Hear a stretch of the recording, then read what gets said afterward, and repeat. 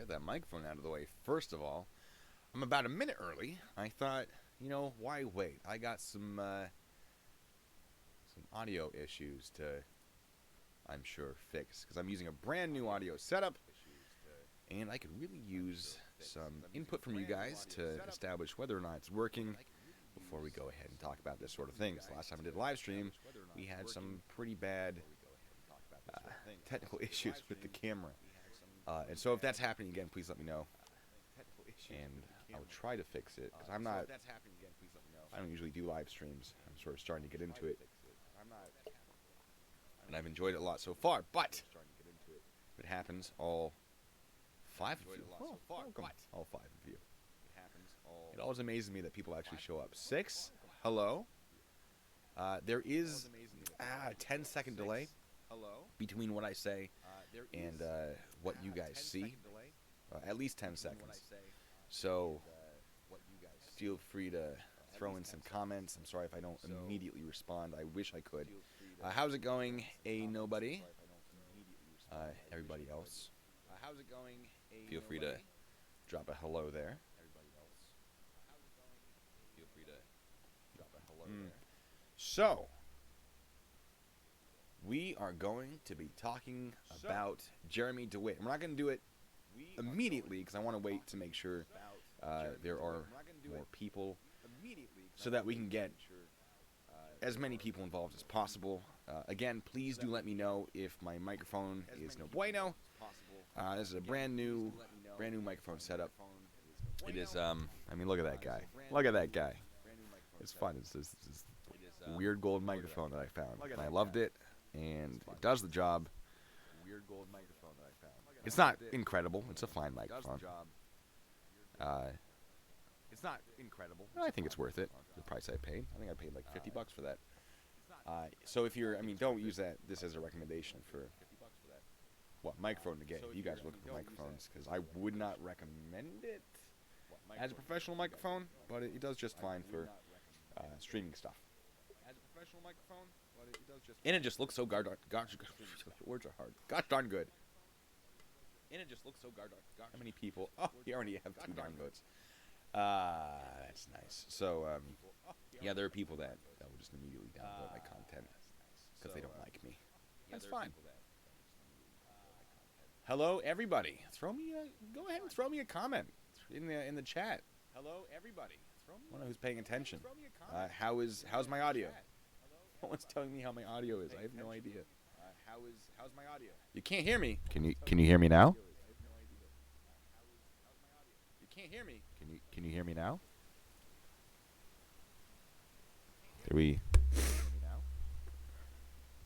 Has it improved? Let me tell you.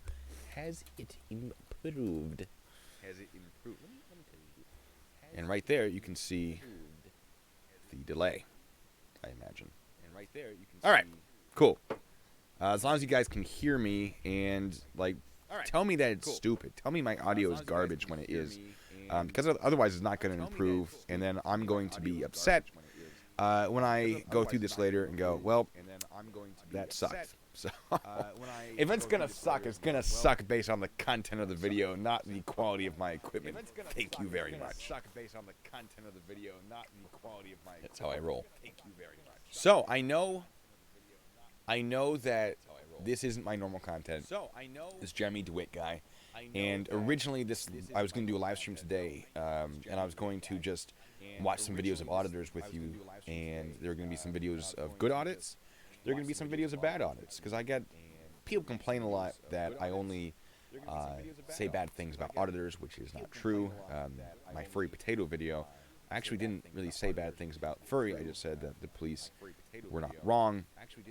And then I have a video on News Now Dallas? News Now Houston? One of the two. In which I compliment the quality of their audit. Who is it? Was it Dallas? It was Dallas. I think it was News Now Dallas, who has started auditing again, which is great. Because News Now Dallas does a great job. And for those of you who are like, what on earth are you talking about? I'm just here for Jeremy Dewitte. Hear me twice. Twice. Hear me twice. Let me finish what I was saying, and I'll fix the audio. For those of you who don't know what I'm talking about, the auditing, or here for Jeremy Dewitte, don't worry. That's what this one's going to be about. But in the future, I'm sure that I will do some live reviews of auditors. Yeah, there is an echo, isn't there? Hold on. How is the echo fixed? 5-second delayed audio. That's garbage. All right, hold on.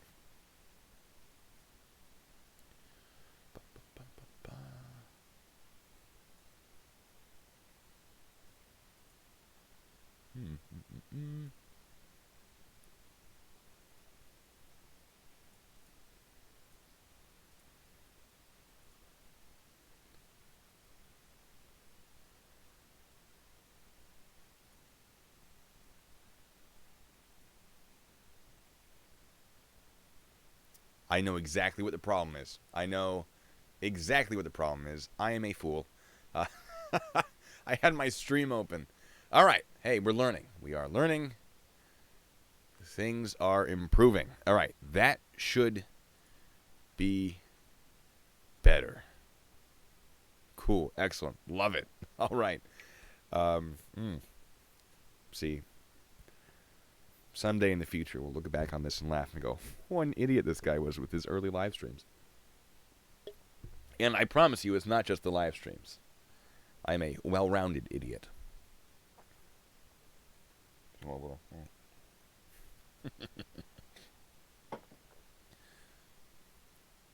Okay. Are we ready? Sorry. Are we ready to get started? How long have I been talking? Like 7 minutes now? Just the old ramble.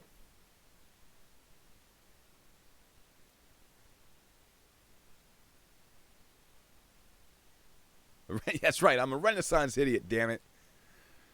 It has the word Renaissance in it, so it must be good. Thank you, God Emperor Trump. Thank you, God Emperor Trump, for that validation. Usually people just make fun of me, which is welcome to the internet. So some of you are here because you've been following my channel for a while.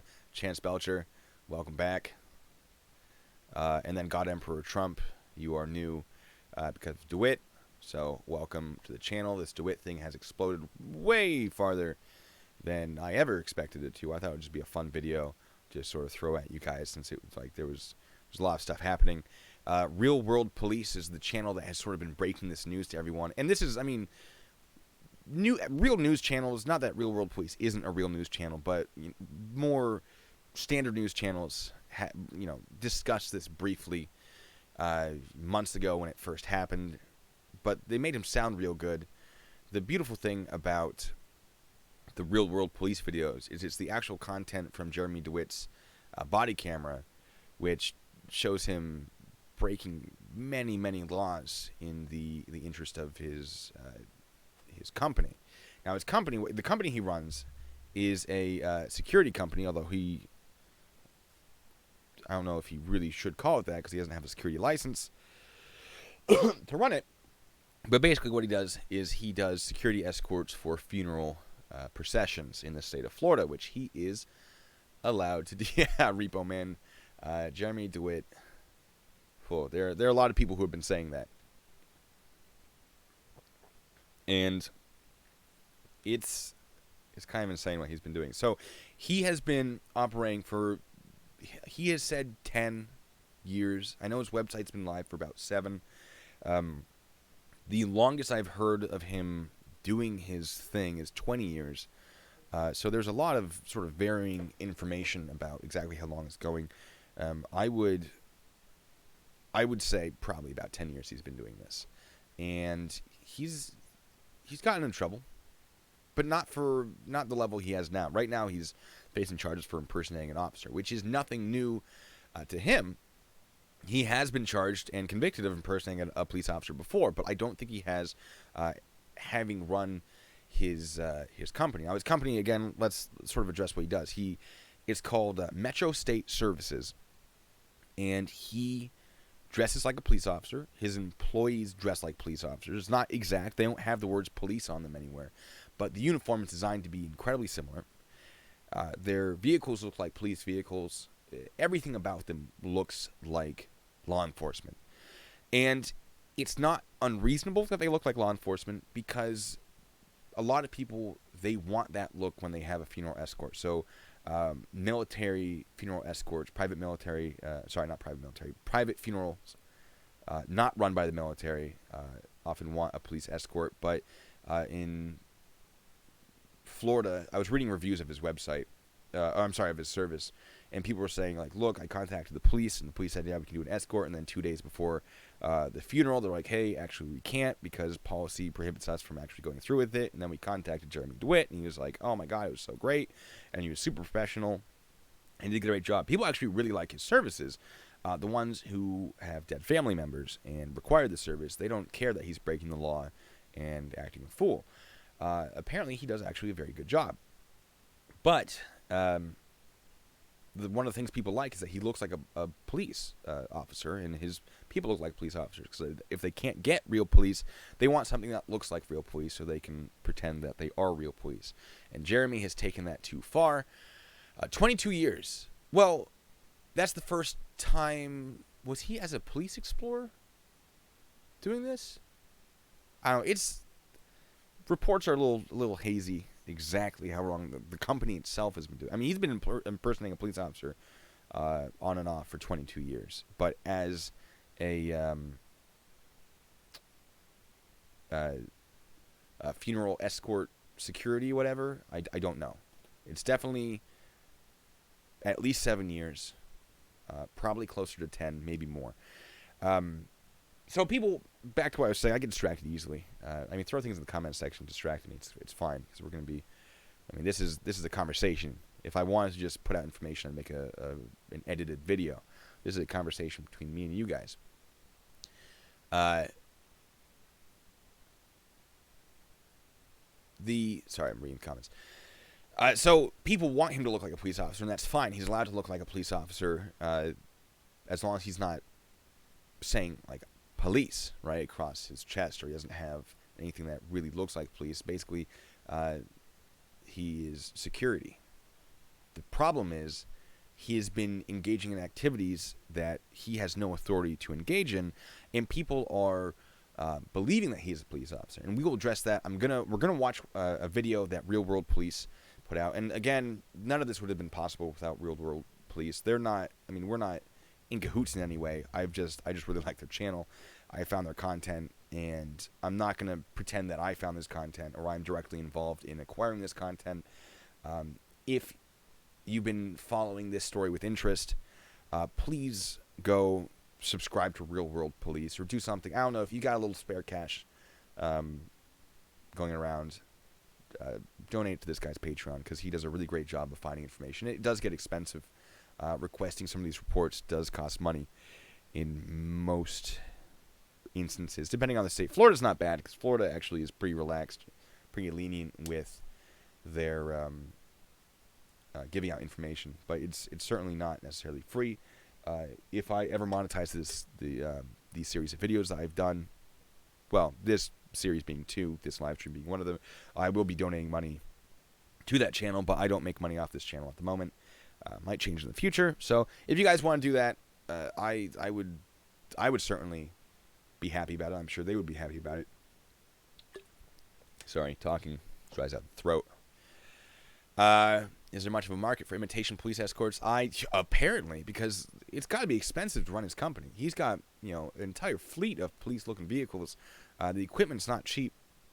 I don't know how much he charges. I have no idea. I kind of want to contact him, although I'm sure he's a little too busy to be fielding my calls. But I guess there is enough of a market that he affords it. Although there is a debate that there isn't, because when going through his criminal record, I did find some documents filed against him, basically saying that he had failed. He was being evicted from his place of business, I believe, the location he runs his business out of. He was being evicted. I don't know if they ever followed through with that, or if he got that figured out. So it's possible that he doesn't have as much money as he should. I know there's a video in which he runs out of gas during one of his funeral escorts, and either that's because I assume he can afford the gas, but Maybe that's just negligence or incompetence on his part, which wouldn't surprise me because he's... I'm not trying to say he's an incompetent person, but he certainly did not read the relevant statutes correctly, and most competent people don't become registered sex offenders. Yes, he is a registered sex offender. When he was 23 or 24, he had sex or molested a girl who was between the ages of 12 and I believe 15 or 16, which obviously should be a concern. I'm concerned. That's. I mean, at the age of 23 or 24, you should know better, right? That's pretty simple stuff. Oh my God, yeah, no kidding, Max. When he ran out of gas, I was dying. Right, yeah, and that's another good point about the uniform to avoid. I mean, maybe they will generate some sort of law following this. Be like, look, if you're gonna engage in these activities, you got to distinguish yourself from police. It's a whole thing, but he's been doing this for a while. People really kind of don't like the citizens of Florida don't like him. The people who are hiring him have said very nice things about him. They're like, he salutes the intersection. That's great. His salutes are garbage, by the way. I was military police, so not only was I law enforcement, I was in the military. I know how salutes work. His are garbage. But you know what? That's fine. I can't. That's whatever. To impersonate Superman. I was 31 Bravo, yes.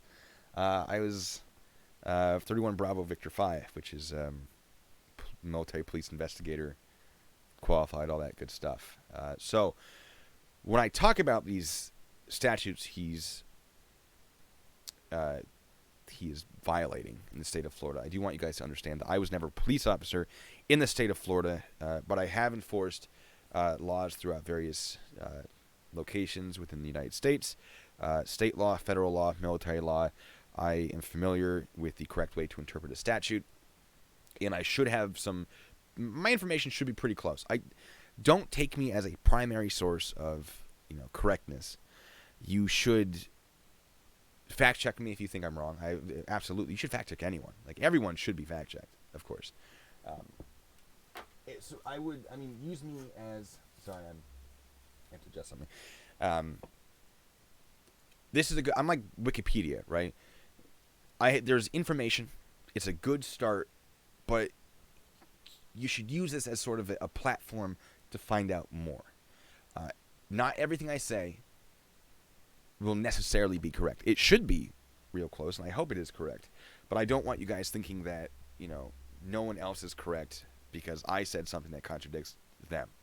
I encourage you guys to do your own research as much as possible. And if it differs from my research, feel free to send me a comment and be like, hey, what the heck are you talking about? And we can discuss it. I've been convinced I'm wrong before, which I have no problem with because all I want is to put out good information. So, enough rambling. I think we've got probably all the people we're going to get. I've been doing this for over 15 minutes, so let's watch a video, shall we? Let me see. Where's my thing? Kabam! Technology. All right, so we're going to watch this video. This, again, Real World Police plugging their channel. We are not affiliated. I'm sure they have no idea who I am. But I don't like stealing content from other people and not giving them a shout-out. So this comes from real words are hard. Real World Police. They have been the ones putting out this information once again. So we're going to watch this. We're going to discuss it in real time. Let me rewind a little bit. And get that mouse out of the screen. What am I doing with my life? And we're going to play a game called Stop What's That Law? Tax advice. Hey, I use TurboTax. I am the last person you want to talk to about taxes. Chance. Let me see. Where was I? So we're gonna watch this video, and I'm going to tell you when something is illegal, and we get to play a game called Stop What's That Law? Which is, if you want to know more about the law, you say, stop, what's that law? And I'm going to stop the video, and we're going to do a little bit of research together, and we're going to learn exactly what the Florida statute says. In fact, let's do a little. Let's start right here. Let's go over the statute that Dewitte thinks he is protected by. And keep in mind, there is a bit of a delay. There's about 10-second delay between when I say something and when you guys see it. It's 7 to 10 seconds. I counted. It's about that. So when you say stop, what's that law? If you want to put in parentheses like specific laws, because he breaks laws in rapid succession. So if you're like, hey, hold on, what's the law about crossing double yellow lines? Go, stop, what's that law? You don't actually have to say stop, what's that law? Are you serious, Tim? Are you serious? Another guy? I mean, I'm not surprised, but that's amazing, and I can't wait to look into that. In fact, we might look into that once we look at... Oh, my God. Today's a good day, folks. Today is all this... Not that it wasn't already, but it is a better day. Because I know that exists now. You say, hey, why is it illegal? You don't have to say, stop, what's that law? I just think it's funny to go, stop, what's that law? As if this was a children's show. Or move that bus, if you guys remember Extreme Makeover Home Edition. Oh, Jesus, my microphone. But say, hey, is it illegal to do this thing? And we'll discuss it. The second guy showed up to take your... All right. So let's go over the Florida statute right here. This is 316.1974, which is funeral processions, right-of-way, and liability. Excuse me. And it covers... Let me extend this a little bit so I can read it a little bit better for you guys. Nope, that's the wrong direction. Move out of the way there. So you have funeral processions and how it works. How's it going? I could be. And let's go over, all right, funeral procession means 2 or more vehicles accompanying the body of a deceased person or traveling in the church, chapel, or other location in which funeral service is to be held. So basically, you take a body from point A to point B, usually from a funeral home to a cemetery, that sort of thing. I have not been to China, Joseph. Certainly not, don't really have an interest now with the coronavirus going on. But, hey, you do your thing, Max. I'm very easily distracted, guys. Sorry. All right, so funeral escort means a person or entity that provides escort services for funeral processions, including law enforcement, personnel, or agencies. Including law enforcement, but not limited to law enforcement. Including, but not limited to, which is, by the way, my favorite legal phrase, has been since I was a kid. I don't know if you guys had favorite legal phrases when you were a kid. It might be weird, don't judge me. 8-year-old me. Including, but not limited to. It's a good time. Anyway. Let me see. All right, funeral lead vehicle. All right, lead vehicle. That is important. Funeral lead vehicle means any authorized law enforcement or non-law enforcement motor vehicle, which is what is relevant in this situation because he's non-law enforcement. He's a civilian agency. Properly equipped pursuant to subsection 2, so on and so forth. I'm skipping stuff. Feel free to read this at your own leisure. We're just going over the important stuff. So he is authorized as non-law enforcement to do this if he is equipped with the proper equipment, which is at least one lighted circular lamp exhibiting an amber or purple light or lens visible under normal atmospheric conditions, so on and so forth. Your standard, it has to be visible this distance. I'm going fast. Tell me to slow down if I'm going too fast. Sorry about that. I'm a fast reader. So, you basically get to have flashing amber or purple lights if you are a civilian, or if you are law enforcement, you can use your red, blue, or amber flashing lights because people understand that means if you're a law enforcement vehicle, pull over or yield. So civilians use amber or purple. That is specific to a funeral escort, which is supposed to tell Florida residents, hey, they have the right of way in certain circumstances. Many Florida residents have no idea about this statute, which is why there's so much confusion between people following the instructions of Dewitte, which we'll get into the legality of his instructions. Oh, man. All right, so his vehicles are equipped with these lights, which means that people should understand that he is part of a funeral procession and he is escorting it as a civilian agency. This is the boring part, folks. I'm sorry, but we have to go through this. Regardless of any traffic control device or right-of-way provisions prescribed by state or local ordinance, pedestrians and operators of all vehicles except as stated in paragraph C, which is right here, we'll get to that, shall yield the right-of-way to any vehicle which is part of a funeral procession being led by a funeral escort vehicle or funeral lead vehicle. So, people have to yield the right-of-way to a funeral escort. We will discuss that further.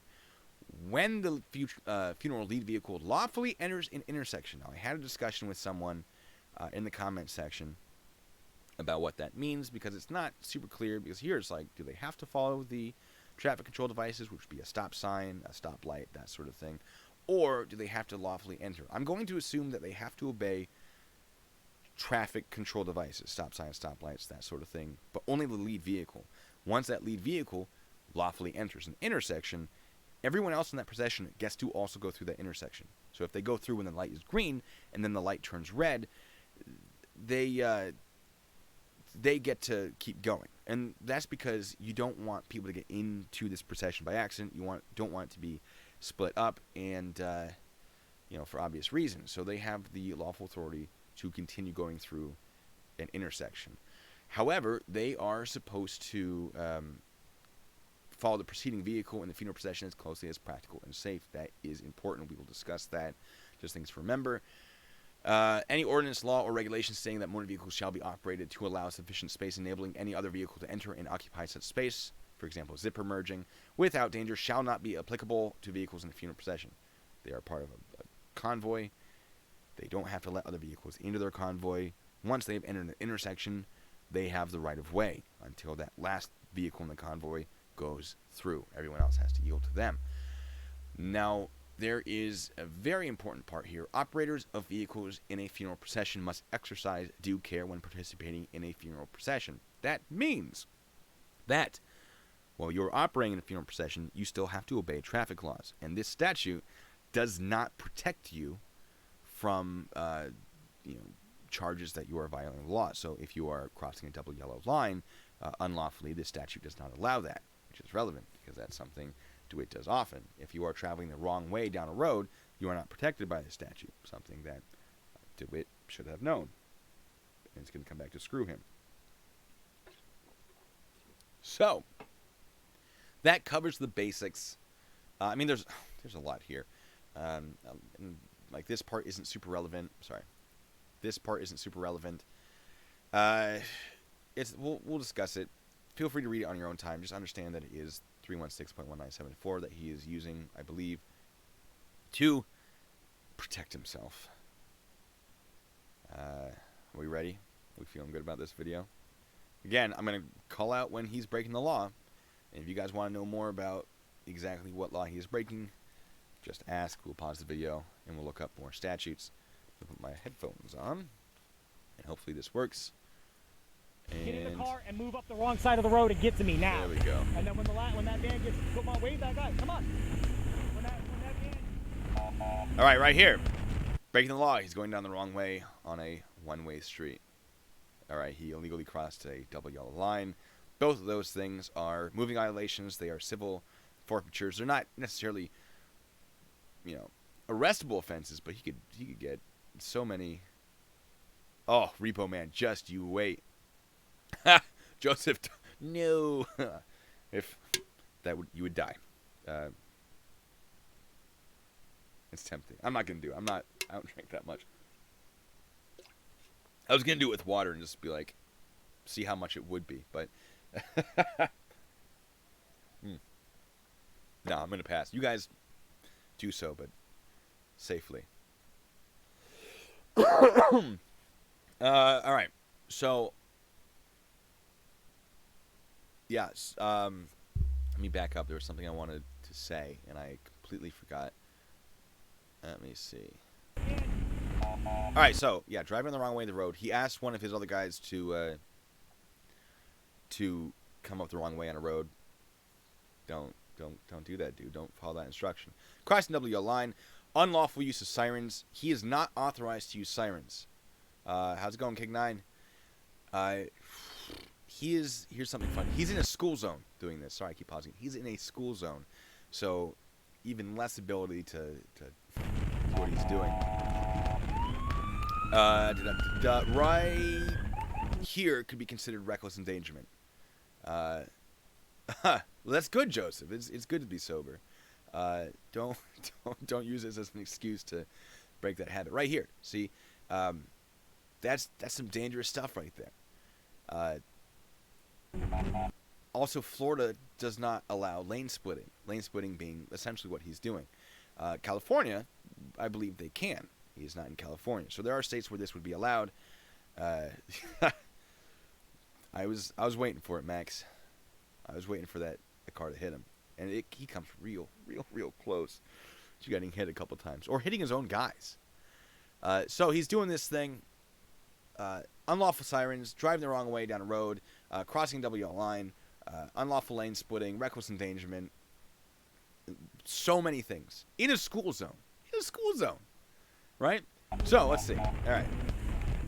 Let's see where the school zone comes up. Yeah. Still doing it again. That siren is not authorized. Like as a civilian, you can't use that. Not a legal lane split. That is very good to know. I have never lived in California. I've been to California, never lived there. I don't actually know how lane splitting works. I'm not a motorcycle rider. As much as I love motorcycles, as a police officer, I've seen too many incidences to want to do it myself. Why is he doing that? I know. King9, you got to invite me to your StreamYard. I'd do it. I'd be part of it. Inches away from hitting his park. I know. The parked employees. He comes so close, just smashing right into them.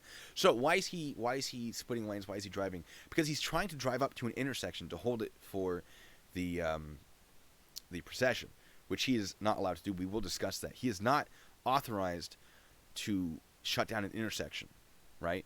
So basically, the traditional way of doing these escorts is you have a vehicle or two in the front, you have a vehicle or two in the back, and then they move as a unit, right? And then he is leapfrogging. That's exactly it. They go. The front vehicle is the start. The back vehicle is the back, obviously, and they move like that. And then you might have someone on the side just sort of be like, "Hey, don't do this." But the problem is that becomes really tricky because lane splitting, speeding. Oh, another thing he's doing, speeding. Going the wrong way. So generally, if you're doing this without breaking the law, you have a vehicle or two in the front, you have a vehicle or two in the back, or more, and they just move together. That's it. They don't hold intersections. They don't do all this crazy stuff. Now, if it's a police escort and they're actual police, they do have their ability to engage in this sort of activity is a little better. It's a little better. It's not, 100%. They can't just do what they want, but they do have a little more authority to do some crazy traffic stuff as long as it's justified. But it is certainly not much more than the average person would. So, moving on, we'll discuss that when he gets to the intersection. We'll discuss that more in depth. But he's leapfrogging, and he's in an incredibly dangerous way. He's not allowed to do that. I hope my explanation of how it usually goes makes more sense. Breaking the law, and then ruler police. Please, guys, go give them some love if you haven't. Vehicles are allowed to have sirens. All right, yeah. Vehicles are allowed to have sirens, and this is dependent on the state, but traditionally, emergency vehicles. I don't know that. I'm sure there are tow trucks with sirens. I mean, technically, any vehicle can have a siren. It's just which vehicles are allowed to use them on a public road. I had a friend who was in the Civil Air Patrol, and he had lights and sirens. He has ambers, which are used generally for... they're more of a, hey, caution, something about this vehicle. You can't lane split on one lane. That is good to know. So you see tow trucks, they have amber lights, the sort of orangish ones. And that, they are authorized to use that because amber lights don't say, get out of my way. They, escorting convoy in downtown Baghdad. You're not wrong. As someone who is trained in military convoys, this isn't how we would do it, but he's taken it much farther than it needs to be. Hell's Angels. Yeah, I hear Hell's Angels are a problem in some of their chapters. All right, so, yeah, Ambers... Sorry, laughing at the comments. Ambers are more of a, hey, heads up, just be aware that I'm here, as opposed to, hey, move over. Red and blue, in some places... I think purple might be used by EMS in some places. I'm not EMS, so I'm not... I mean, we could look it up. We could absolutely look it up. Why not? Why not? Why don't we? What do various... I can't spell. Lights mean on emergency vehicle. It's not going to tell me what I want to know. All right, green or red for volunteer firefighters, as per provincial legislation. Yeah, so it definitely depends on the location. Let's go to Wikipedia. Why not? Lighting. United States. Red, emergency vehicle. If the lights are facing forward. School buses is an exception. Some do use green. I don't know if I've ever seen green. Washington State and Texas, red lights are on tow trucks, but only if the vehicle is not in motion. That just means like, hey, stop. I'm blocking the road. New York, they must display red lighting. Michigan, used to use red. So that's red lighting. Amber or yellow, usually utility vehicles. And it just, most permissibly regulated color. So that is the one that most people can use. And it depends on, it's basically, hey, be aware that I'm here, as opposed to, hey, there are legal requirements for you to move over or yield to me. White, use it to increase visibility for the most part. Green, Homeland Security agencies, there you go. Vehicles which are protecting nuclear facilities, oil and gas depots, water storage facilities and dams, gas pipelines, defense facilities. I don't think I've ever seen green on defense facilities. In private sector or security. Okay, so it's a law department of Homeland Security. Oh yeah, no, red and blue underglows, absolutely not. I've ticketed people for unlawful use of blue lights. They had blue headlights. I'm like, you can't do that. Oh, thanks. Yeah, isn't it great? Isn't that microphone great? I love this microphone. It's so stupidly excessive. It's amazing. All right. Blue, reserved for law enforcement, firefighters, EMTs. And again, this is Wikipedia, so if you want to go and check these, where they're getting their sources, please do. New York State, forward-facing blue lights are not permitted on any emergency vehicle, an anomaly in the U.S. That's interesting. All right, purple. Yes, so purple is permitted in some states to denote a funeral service and or a coroner's or medical examiner's office. There you go. Fire and EMS use red lights with amber and white as optional colors.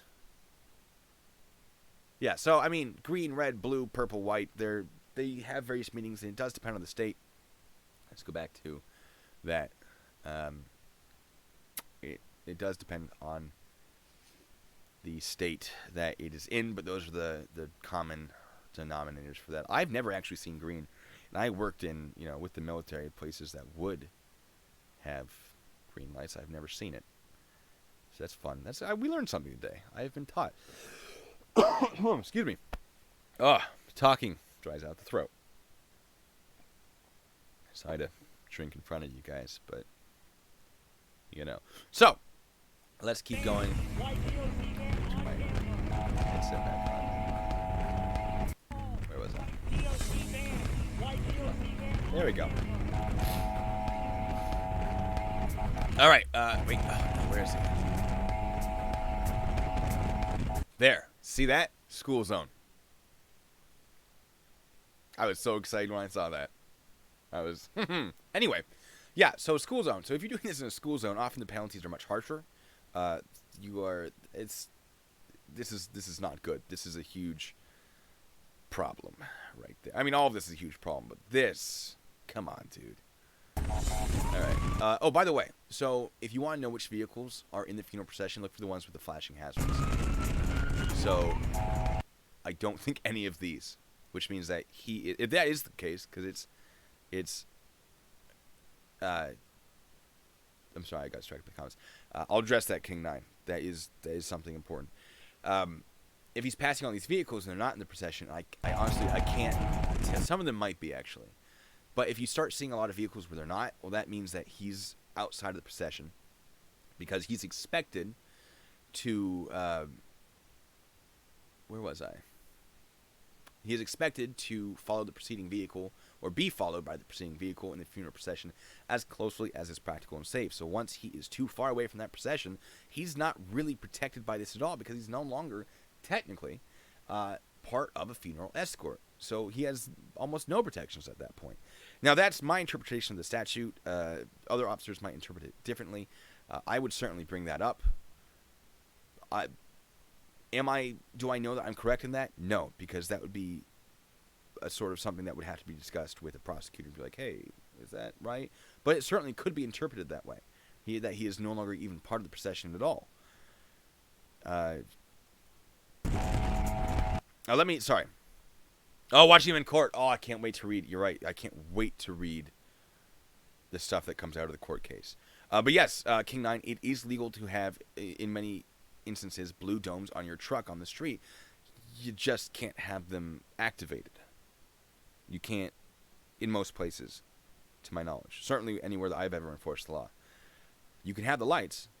You can turn them on in public or private locations, but not in public locations where people might think that you are a police officer. All right, let me see.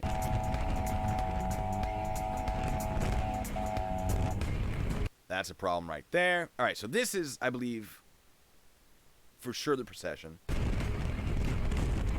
Yeah, this is, I believe, like a biker funeral, something. Yeah, see, there's one of his guys. Now we're at the front of the procession. This is how it should be. You should have someone in the front, someone in the back. Whatever he's doing with this leapfrogging doesn't make sense. Having police or military police or base security markings on your truck, no. Not really. There are limitations that would depend on the location. That could be a serious problem, having those markings. There are limitations on that. If you guys are confused why I'm talking about something not related to this video, comment section, or the chat. All right, so now he is well in front of the procession. What was he saying? So he's telling people, use your horns and sirens. Again, you can't lawfully do that. That's not something you're allowed to do. Without the illegal authority to do so, which he does not have. And it sounds like he's encouraging his guys to speed, which goes against the statutes. Where was it? Operating in, exercising due care, right? If you're speeding, you're not exercising due care. So, well, okay, so for historical reasons, King 9, probably. That I have to look into, because that would be 100% location dependent. Okay, perfect. Here in Penna, funeral procession has to stop at all red lights or stop signs, and then the procession can follow through without stopping. Yes. Okay. So that is good. That is good to know. I will look into that further. So I'm clinking my can in front of you guys. That sounds right. Again, I've never enforced the law in Florida, so I'm not familiar with the intricacies of this or case law surrounding it. It's just my interpretation as a police officer of this statute in a manner where I would have likely had qualified immunity to enforce the law as I'm interpreting it, because it's a good interpretation. Thank you very much. Speeding. This is fun. This part is fun. Hold on. All right, that light is red, folks. That light is red. He is now running a red light because he does not have the lawful authority to just enter the intersection and hold it. Keep in mind, he is well in front of his procession at this point, so he's not even in a funeral procession.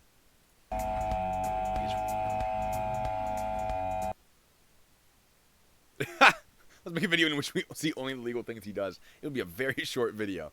All right, so because it's just constant. And I was looking at this, thinking, how would I enforce this? Right? Like, how many tickets would I write? Would I write a new ticket for every minute he did it? Probably not. Right? That'd be excessive. Would I write a ticket every time he goes onto a new street, which is a little closer to probably what I do? It's how there's just so much. How is his license not revoked? Guys, we might look into his criminal record later in this video if you guys are interested, and look at how many traffic issues he's... Am I keeping a tally on a legal pad? I don't have enough legal pad for that.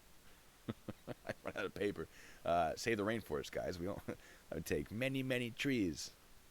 Kidding. Yeah, how is his license not revoked? Good question. It might be revoked after this. After his court case, because it's just... Oh my God. But he's completely drunk on his... He is drunk on his self-appointed power.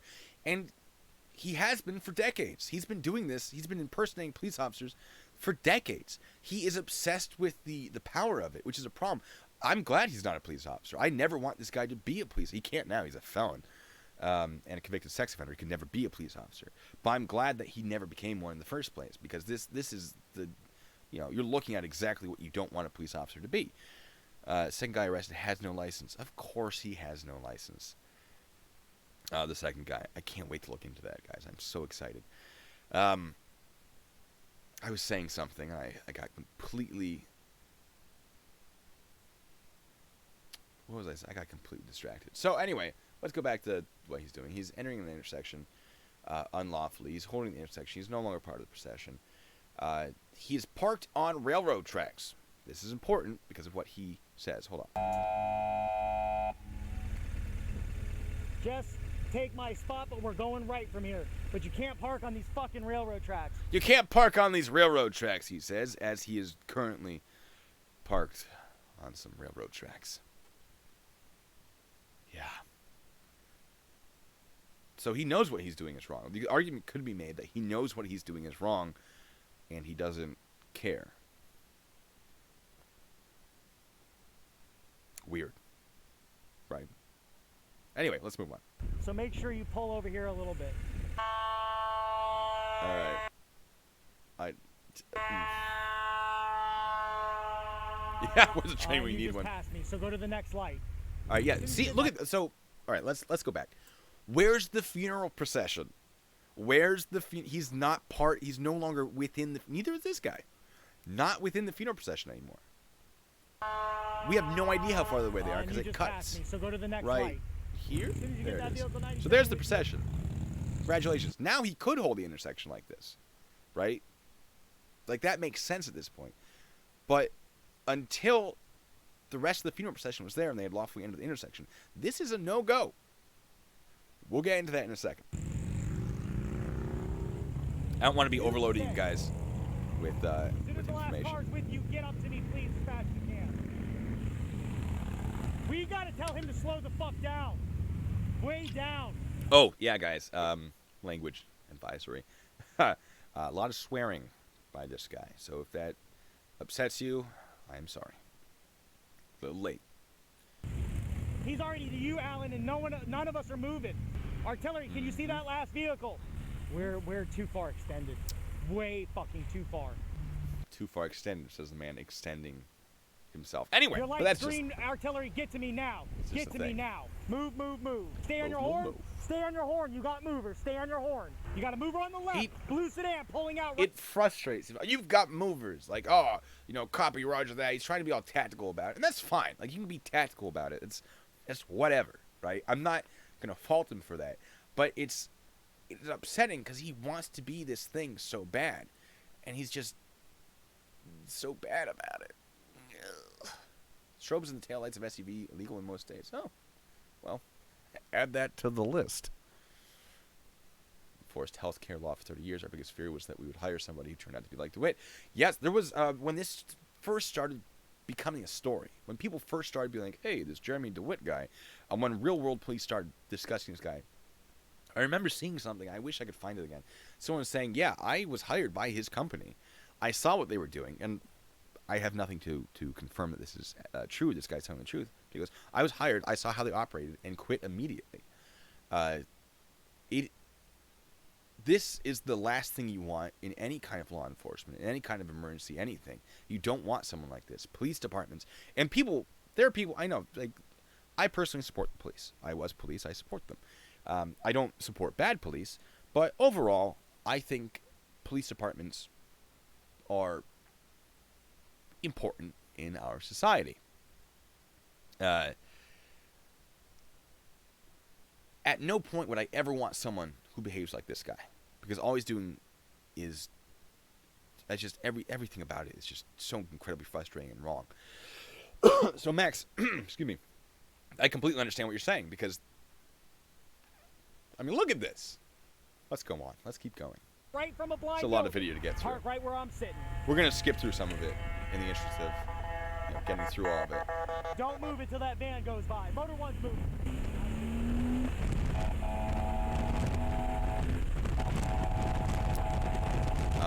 Speeding.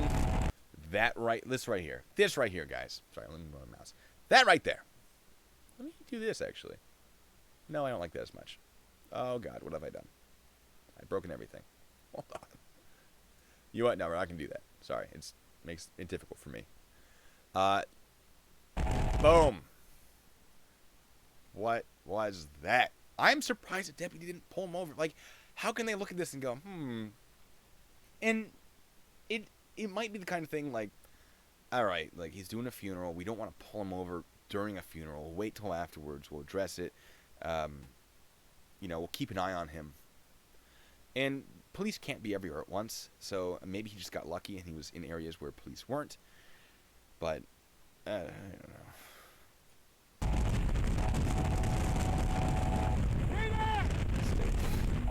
School zone again. You guys see that? No, that's not it.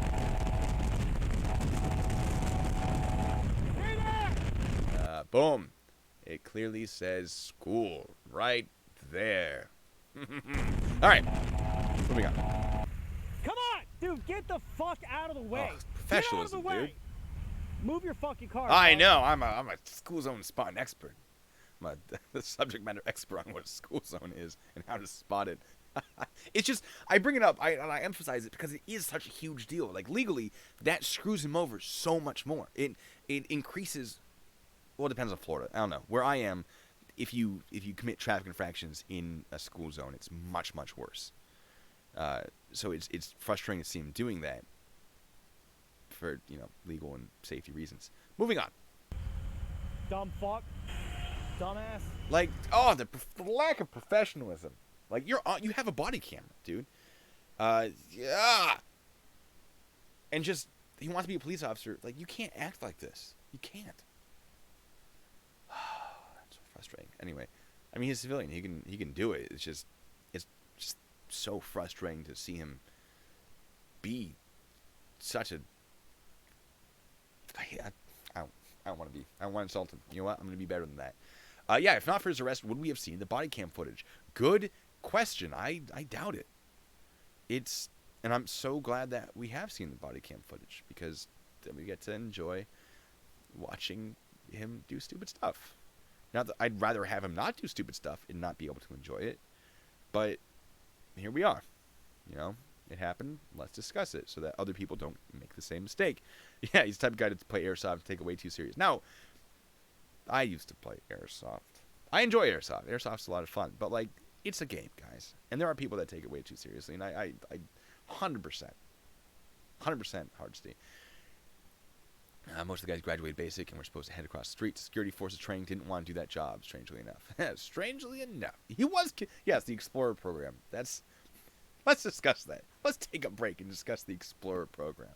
So in 1998, he went to a gas station, and he filled up, I don't know, like $14-ish in gas. That's how much he used.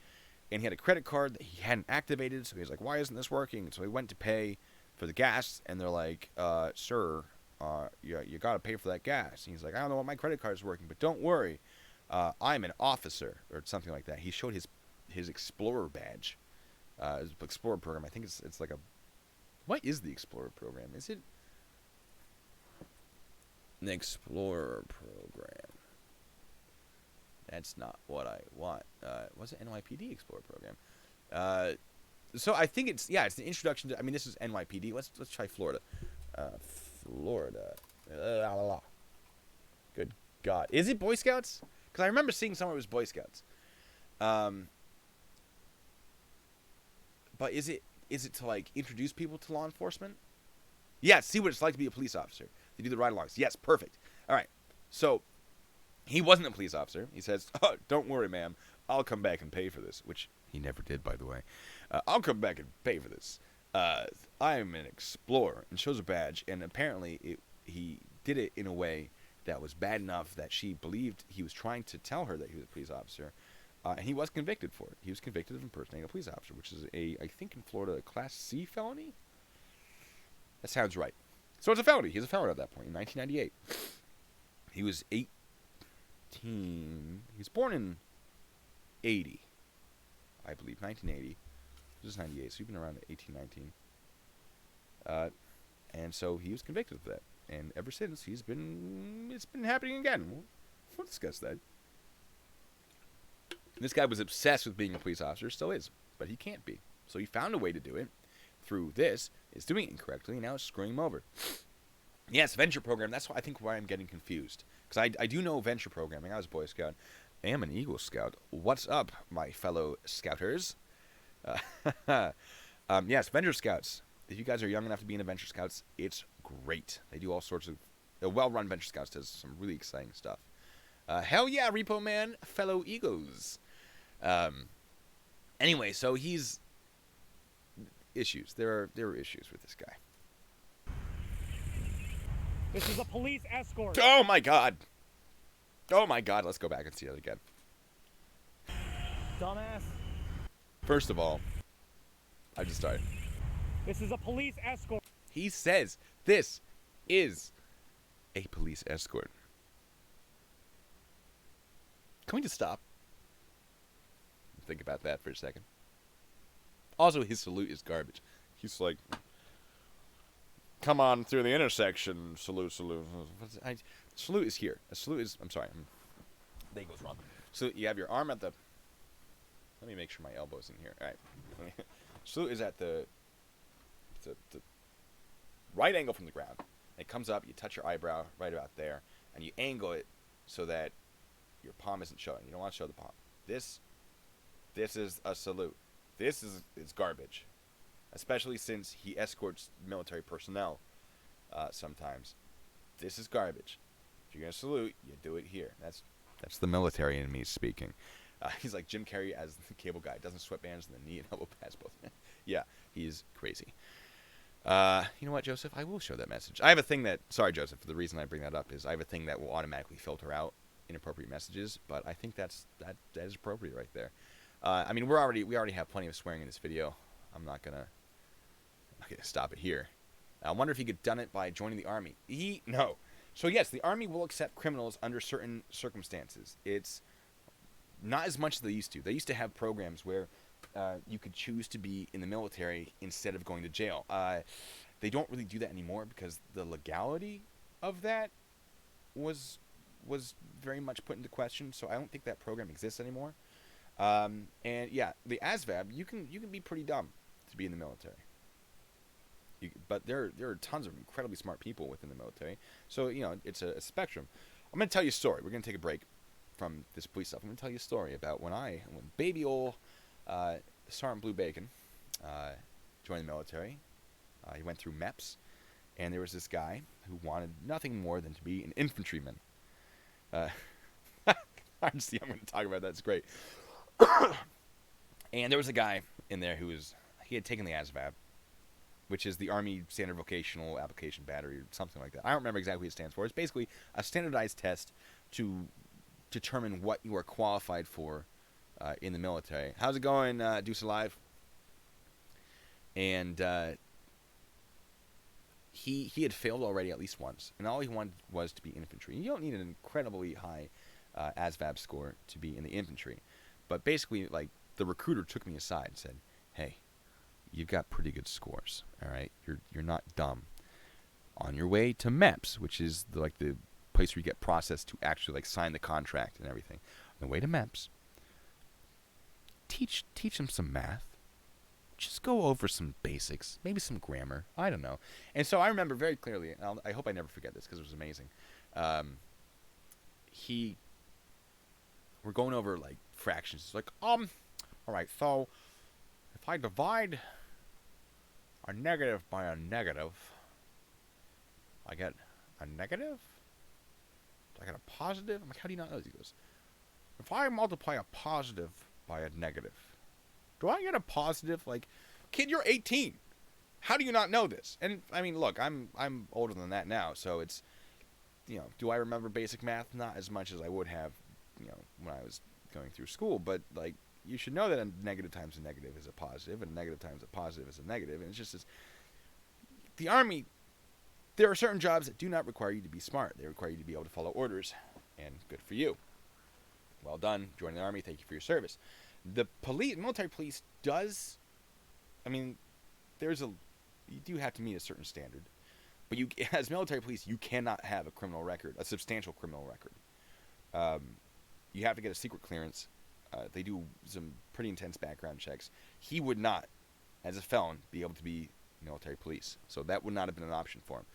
All right, since I'm distracted, he had handcuffs, pepper spray, collapsible baton, bulletproof vest, a few other things. We will discuss that in a bit. How dare you guys think Dewitte would be a bad cop? He caught all his felonies on camera for the prosecutor. It's very true. Well done, him. Certainly knows how to acquire evidence. All right. Let's see what happens. Illegal, speeding, running lights, I think. Well, maybe not. No, he's part of the thing. So he's... Another school zone there for you guys. All right. Speeding. Stop! You! Get over now! All right, this is fun. This is where it gets good. He has no authority to issue orders. If someone enters his funeral procession, that's on them. He doesn't really have the legal authority to get them out. So when he's issuing orders, especially looking like a police officer, people are going to follow those orders expecting he is a police officer. And this is where I know, Max, I did that one for you. This is where him having all that gear that you were mentioning, Repo Man, is important. Handcuffs, pepper spray. Sorry, I have a blanket on my legs. My legs are cold. Pepper spray, collapsible baton, bulletproof vest. He has all these things. He has the equipment of a police officer. He has the uniform of something that looks like a police officer. He's driving a vehicle that looks like the vehicle of a police officer. Nowhere on him does it say police officer. It says officer, but not police officer. More to come on that. So when he's issuing orders to people, he has no lawful authority to do so, but they're going to follow him because they believe him to be a police officer. And although there are circumstances where he would have a defense, where he'd say, well, there was reasonably, they couldn't think as I was a police officer. There'd be no reason to think that, so therefore them expecting me to be a police officer, and that's on them and they're wrong. But he doesn't have that defense because it's not unreasonable to believe he is a police officer. Because everything that he has equipped himself with was done with the intent to appear to be a police officer. Not necessarily to appear to be a real police officer, but to give the appearance similar to law enforcement. And that's really what's coming back to bite him, is he's giving these lawful instructions, he's holding up intersections, he's doing things, he's issuing orders without the lawful authority to do so in a manner that would make someone think that he is a police officer issuing lawful orders that they are lawfully required to follow. It's... Oh, Repo Man. That was part of the more to follow. Ooh. We're going to get to that. I love this. I'm so excited about this whole thing. Get over now! Calm down, dude. Calm down, Jeremy. I'm out of gas! Oh, there it is. The vest, another charge will breaking the law. So Florida, people have brought that up, and that's a very good question. There are some states where wearing a vest is illegal. Wearing it outside the clothing is illegal, but inside the clothing is legal. There are states where there are no restrictions. There are states where you can't purchase a vest as a felon. It really depends. Florida, you can wear a vest. There are conditions where you can wear a vest. The question is, did he lawfully purchase that vest? Because as a felon, he can't purchase a vest, I believe, in the state of Florida. So, is it illegal? I think he's probably... There are questions that can be asked, but it requires further investigation as to how he acquired the vest. I would not automatically say that he is breaking the law by wearing it, but it's definitely possible based on the circumstances requiring more investigation. So that's the kind of thing that would be like a detention pursuant or requiring more investigation as opposed to, an actual arrest for that sort of thing. So, all right. Yeah, it wasn't ruled that wearing military medals that you didn't earn was protected speech. Very good point. You can wear military equipment. You can wear military medals. I cannot, because I am still under the Uniform Code of Military Justice. That's military law. I cannot wear stuff that I have not earned, for the most part. It's sort of complicated. We're not going to go into the complications or the complexities of it. If he's wearing, he can wear it. He can wear this gear. That's why there's no problem with him owning this equipment and wearing it. But when you are using it for personal gain, that's when it becomes illegal, right? So if I'm wearing a military uniform, that's legal if I'm not a soldier, if I'm not in the military. But if I'm wearing that military uniform into a coffee shop to get a free cup of coffee, because they give free coffee to soldiers and veterans, now I'm personally gaining from it, and it's not protected by the First Amendment. So, yeah, pretending to be a soldier is not stolen valor until you try to pretend for personal gain. There's semantics. It's definitely more complicated than just you can or cannot wear a uniform. It's what is the intent of wearing that uniform? Are you claiming that you earned medals that you didn't to benefit from it? It's the whole thing. So what he's doing wouldn't be... The wear of all this gear is protected by the First Amendment, technically. The manner in which he is utilizing it is not. I hope that makes sense. It's a whole thing. The First Amendment gets weird and confusing. It's not nearly... None of the amendments, well, first and second for sure, are not as simple as some people would like them to be. I'm out of gas! He's out of gas, because... Look, if he knows. This wasn't like, hey, let's do this funeral right now. He knows this is happening. Motorcycles tend to be relatively fuel efficient. I don't think he's gone that far. I mean, has been in a school zone the entire time. How big can that school zone be? I bring that up for you, Max. So, how did he not think to fuel up his vehicles? Come on. Oh, yeah, he does lose his credit card. That's great. We'll get to that. You guys have seen this video, some of you. You know it's about to happen. Right? Boom.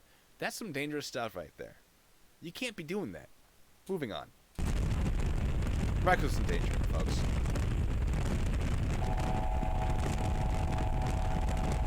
Unlawful use of a siren or horn. Remember, guys, if you want me to actually cover the statutes, feel free to ask. I will back up what I'm saying 100%. But if you guys want this for the entertainment value, I mean, it's your show. I'm just here speaking, giving you what you want. Boom, reckless endangerment. Stop the video. You want some popcorn? You know what? Yeah. All right, I'll let you get some popcorn. I don't know how serious you are. But let's talk about something. Let's stop the video and let's discuss something for a moment. Reckless endangerment. Oh, what are the stripes? Oh, all right, that's what we'll talk about. Stripes on his sleeve. So he has a rank on his shoulder, but you're talking about these right here. These, excuse me, these, I believe, are his service stripes. So generally, and it would be dependent on the uniform, and I'm basing us off of my own military uniform, which is currently not correct with my service stripes. Let me see if I can get that sleeve. I actually have it right here.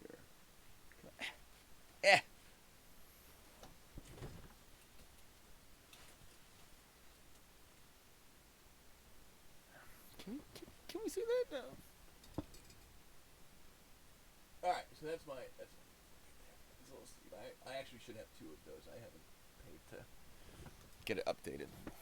Fix my camera real quick. I've broken everything. I've broken everything. See behind the curtain, folks. All right, so that means that stripe right there is 3 years of service. I actually have over 6 years, approaching 7 years of service. So I need to get a second one sewn on. I just haven't used that uniform in a formal ceremony recently, so I haven't gotten around to it. But I definitely should have another service stripe on there. So I assume that sleeve right there, what he's got there, are his service stripes. You know, saying that he's been doing this for a certain amount of time. I don't know how many years each of those is supposed to indicate. And when you see his other officers, you'll see they also have these service stripes. So I assume it's how long they've been with the company. It's weird that he'd include it because it's not. I mean, it costs money to have those sewn on, and it's completely unnecessary.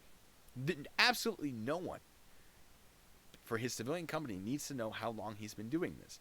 Now, it is useful for police officers because if I'm interacting with a police officer and he's got no service stripes, I might question their knowledge about a few things. Right? I'm not going to be an asshole about it.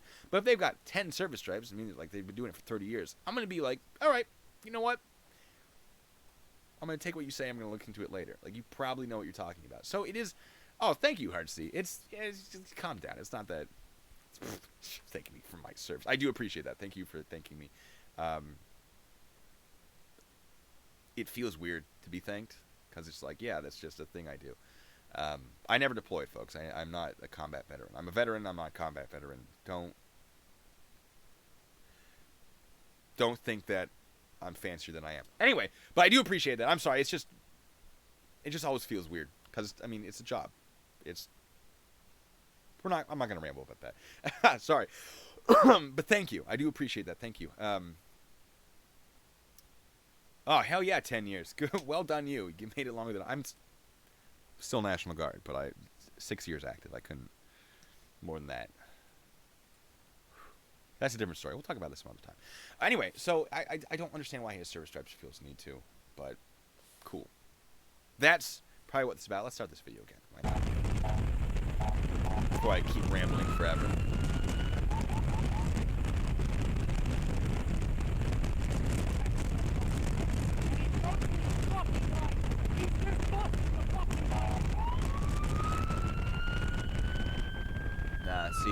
See, this is fine. What he's doing right here. Sorry, I'm reaching out at my camera. What he's doing is fine. Stopping at this intersection is fine because his thing has already gone through. So everyone else is supposed to yield. So it makes sense for him to ensure people don't enter the intersection. That's probably not a problem. It's when he holds the intersection to wait for the procession that it becomes a pretty big legal issue. So it's like, yeah. So what he's doing right here is probably okay. But if this person right here did enter the procession, I mean, they are breaking the law, but he has, to my knowledge, no legal authority to actually remove them. And that will be important in a second.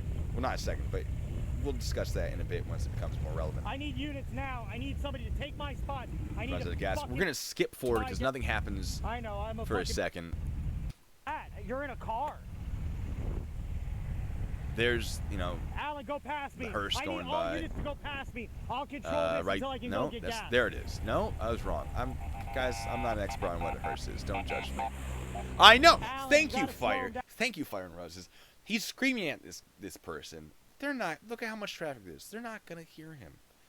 Now, am I guilty of yelling at people that probably can't hear me as a police officer when I'm trying to enforce the law? Of course I am. But he doesn't have the authority to do it. Why is he yelling at them? Down some more, brother. All right, skip. Because now he's just waiting for someone to come and get him. And what I mean, color's my light? we've spent an hour discussing 5 minutes of a video, so I'm sorry. Is it green? Okay, come back. All right. Here we go. Speeding. I don't know what the speed he's going. Not the speed limit, but he's definitely going faster than the rest of traffic, which could be considered unsafe.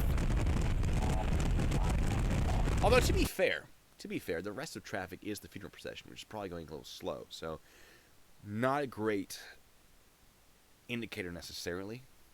But there are times... I mean, there's a video he had where he's like, let's get to 100. And we can assume that means 100 miles an hour. And I can promise you, Florida speed limits don't go to 100 miles an hour.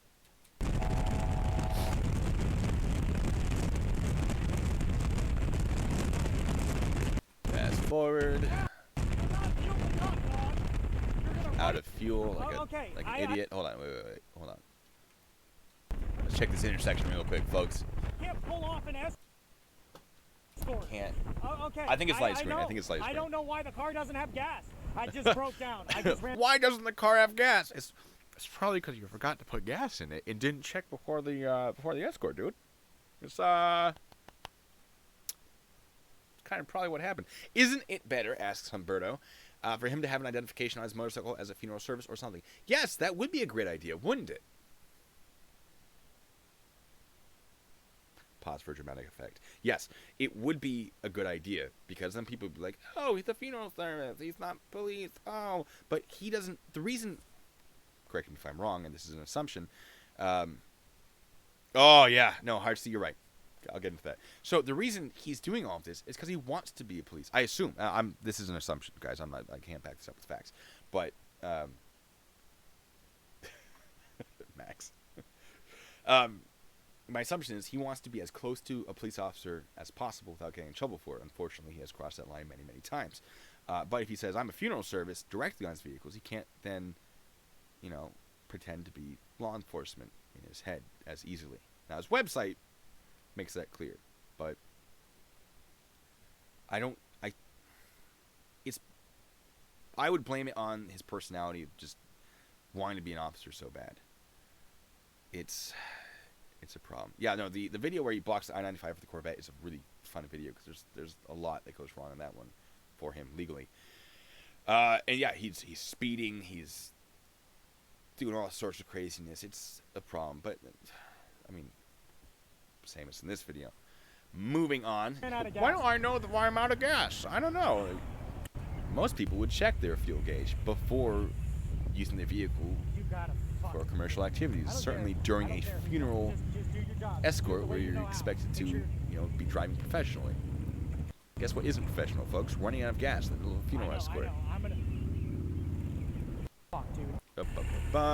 Oh, let's see what Real World Police has to say. Fun fact, Jeremy Dewitte was first arrested for and adjudicated guilty, meaning he was convicted, of impersonating an officer in 1998, where he identified himself as a police officer in order to avoid paying just under $15 for a tank of gas. We discussed this already, yes. Which side is the tank on for motorcycles? It's actually on the top for his. I think it's like right about here. This part's really fun. Dewitte's probation included a special condition that banned him from all mobile gas stations for 5 years, which amused me. It's fun. His lights are flashing red? Oh, that fool. And from a distance, his lights, like the purple does look kind of blue. As someone who is was a police officer, I don't enforce lies. Technically, my job title is still police officer. I'm not an active law enforcement personnel. If I saw him, I would suspect that he was a police officer. I would have moved out of his way. It would have confused even me. So, like, a civilian doesn't stand a chance. How's it going, extra good citizen?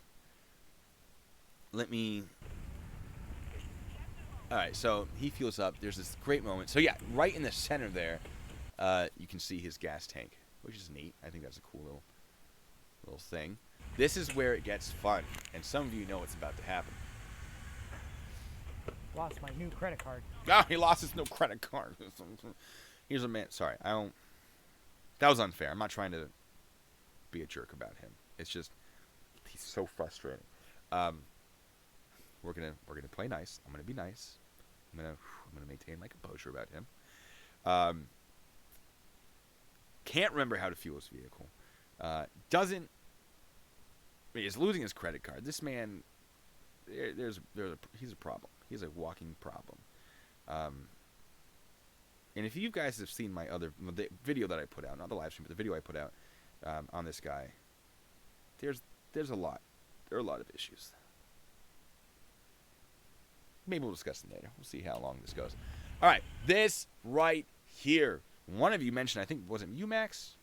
I don't know, one of you mentioned it. Sorry if it wasn't. Someone else was like, I need credit for that. Look at this. Look at that. Give me, it's motor officer. Motor officer. What? Oh, not you. It was, who? Oh, he put it in his pocket 2 minutes ago. There you go. One of you mentioned it. Was it Hardsty? It might have been Hardsty. It's not super important, but I do want to get it. Oh, it's Repo Man. Sorry, Repo Man. It was you. I'm just getting it all wrong. Yeah, no. Bounty hunters do, because bounty hunters have legal, like many, they're licensed. They have certain authority to do certain things. And he does not have that doing his job. Bounty hunters often do have more authority to do certain things. They do have badges because they are working with law enforcement, sort of like a private investigator, right? Private investigators have lawful authority to do certain things that civilians wouldn't. Repo men have the same thing, and they have officers because they're working as sort of private. That's not really the best word to say, private law enforcement. But they're working in conjunction with the operation of I'm just making things up right now. I'm just making up words. Yes, but repo men have often repo men in the context of bounty hunters. Sorry, I don't know why I'm saying repo man. It's because repo man is in my chat right now. Bounty hunters have more lawful authority to do what they're doing and wear what they're wearing than this guy does. In many circumstances. Fire and Roses. Don't you get me started with Patty Mayo. Oh boy. His content is fun. I don't watch it because it's not real, so what's the point? Yeah, he has a why does he have a badge number? Why does he need a badge number? Why? He does not. He doesn't need service stripes. He doesn't need a badge number. Motor officer. That doesn't tell me that he's not a police officer. It sure seems to indicate that he is. The symbol he uses. We're going to go into this. The LAPD TV prop license, right? Gotta be imagined. You can have these custom made. Which I assume he has. And that's not cheap. So, like, where is he getting this money? How lucrative is this funeral escort business? And should I start one? Yeah, so many of them are felons. Yeah, he'll hire felons, which is fine. Like, if you're a felon, that doesn't mean you're a bad person. Now, he's a registered sex offender, so I assume he is a bad person, too. Certainly, some degree. But just because you were a felon, like, I hope that you learn from a mistake. And if you are now, improved, heck yeah, like, good. I'm not going to, like, stop caring about who you are as a person because you're a felon. Now, if you continue to act like a felon, now we have an issue, and I have no reason to engage or respect you at all. Yeah, exactly. So repo men, in the context of bounty hunters, they go to the court.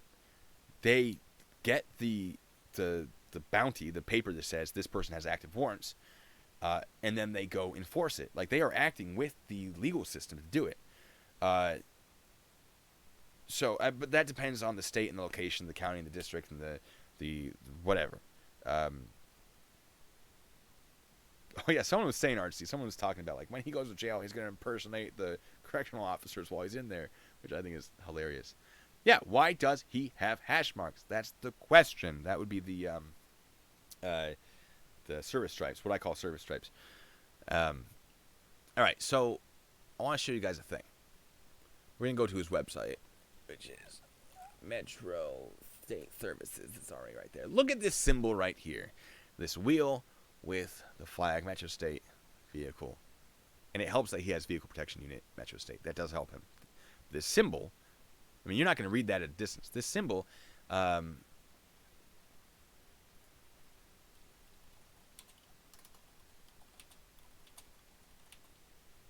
me see.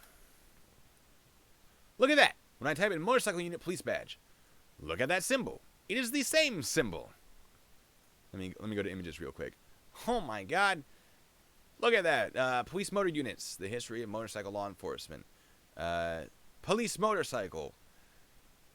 Or there's more. This is all right. Yeah. Police motorcycle unit. Motorcycle officers' wings. 23 best police motorcycle patches. This is a variation of it. It looks like the Ohio State Trooper sticker. Let's look at that. All right, well, first of all, let's finish this topic. See this symbol right here, police motorcycle. This is a very common symbol for motorcycle units within police departments. All right. Oh my God, it's the same unit. So if someone saw that from a distance and went, "Oh, it's a police motorcycle unit," this is working against him. This was a mistake. He should not have done this. The flying wheel. Thank you. The flying wheel.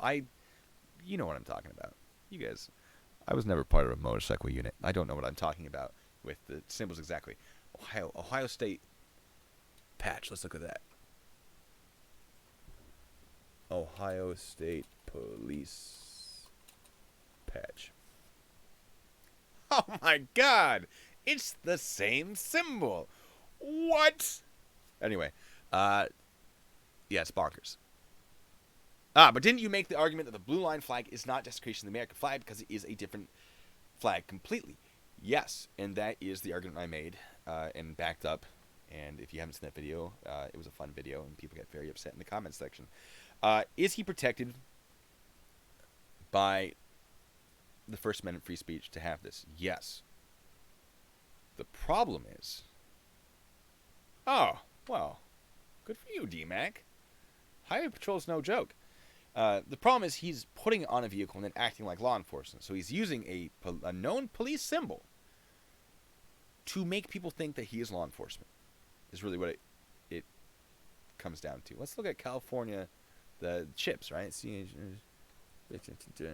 California Highway Patrol patch. Maybe I'm wrong. Maybe I'm California Highway Patrol patch. I assume they use it in... there it is. There it is. Yeah. Oh, it might be copyrighted. You're absolutely right. It could be. It could be. Anyway, I'm just throwing this out there because it amuses me. And, oh, it's so good. It's so good, folks. We're going to keep going. You know what? Since we're here, we're going to leave this up. Oh, anyway.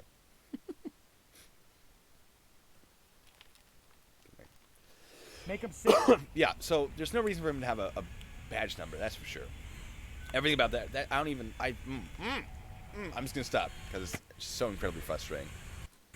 California Highway Patrol Police Motorcycle Helmet. Oh, I think I know where this is going. California Highway Patrol Police Motorcycle. I'm guessing it looks a hell of a lot like the one he's wearing. Very similar. His is white, but it sure is the same style. And we can check that, actually, because he has pictures. Let me zoom out real quick. Let's go to more, because his gallery only has like one picture in it, which seems weird. Yeah, so it's the same style. Let's go to his more. For some reason, his in action has more pictures than his gallery, because that makes sense. Yeah, so it's the same style of helmet. Colors are, yeah, oh my God, like right there. Colors are different, but it's the exact same style. And you're right, Fire. Oh, I mean, it's not illegal to have. I say this angrily, not at you. Not angry at you. Oh, the symbol on it. Oh my God, you're right. That is it. That's the flying wheel right there. What a stupid person. Yeah, it's not unlawful for him to have the wallet with the badge. It's just sort of hammers in the idea that he's just trying to be a police officer. And it sort of contributes to the intent, right? Like, what is his thought process behind everything he's doing? So while that alone is not enough to get him in trouble, it certainly contributes. LAPD motorcycle helmet. You know what? We're going to do this. We're going to do this. Because you guys run this show, and I'm more than happy to check this out, because you guys give me information I'm very interested in about. NYPD motorcycle helmet.